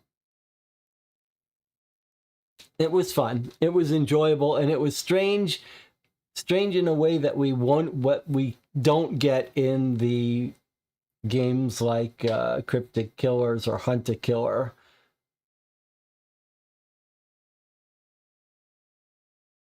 No complaints from me. I appreciate that this was shared. I would certainly be very curious to hear the story of how this got written and what the author what had in mind.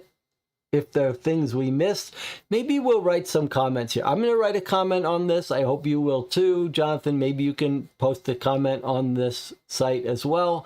Let's give him some feedback, him or her, and let's see if we get a reply that fills us in on some of the questions that we have lingering. Maybe we can hear whether our theory was correct or not. Maybe we can hear the backstory of some of the ideas that didn't fully get fleshed out.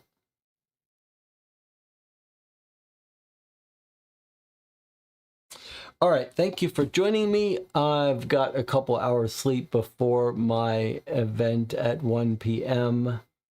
in at the Champaign Library as part of the Kudo Place kickoff. If you're going to be around Champaign tomorrow, stop in, say hello. John says the author could check out New York Noir, see if there are any interest in writing a case for New York Noir. Maybe a very strange, cryptid focused case for New York Noir would be interesting. All right, thanks for joining me, Jonathan. Good work finding us another unusual game. Remember, if you've joined me for this whole thing, maybe stop by, give the author some encouragement, and I'm sure they'll be happy to hear that people played it. I'll see you next time.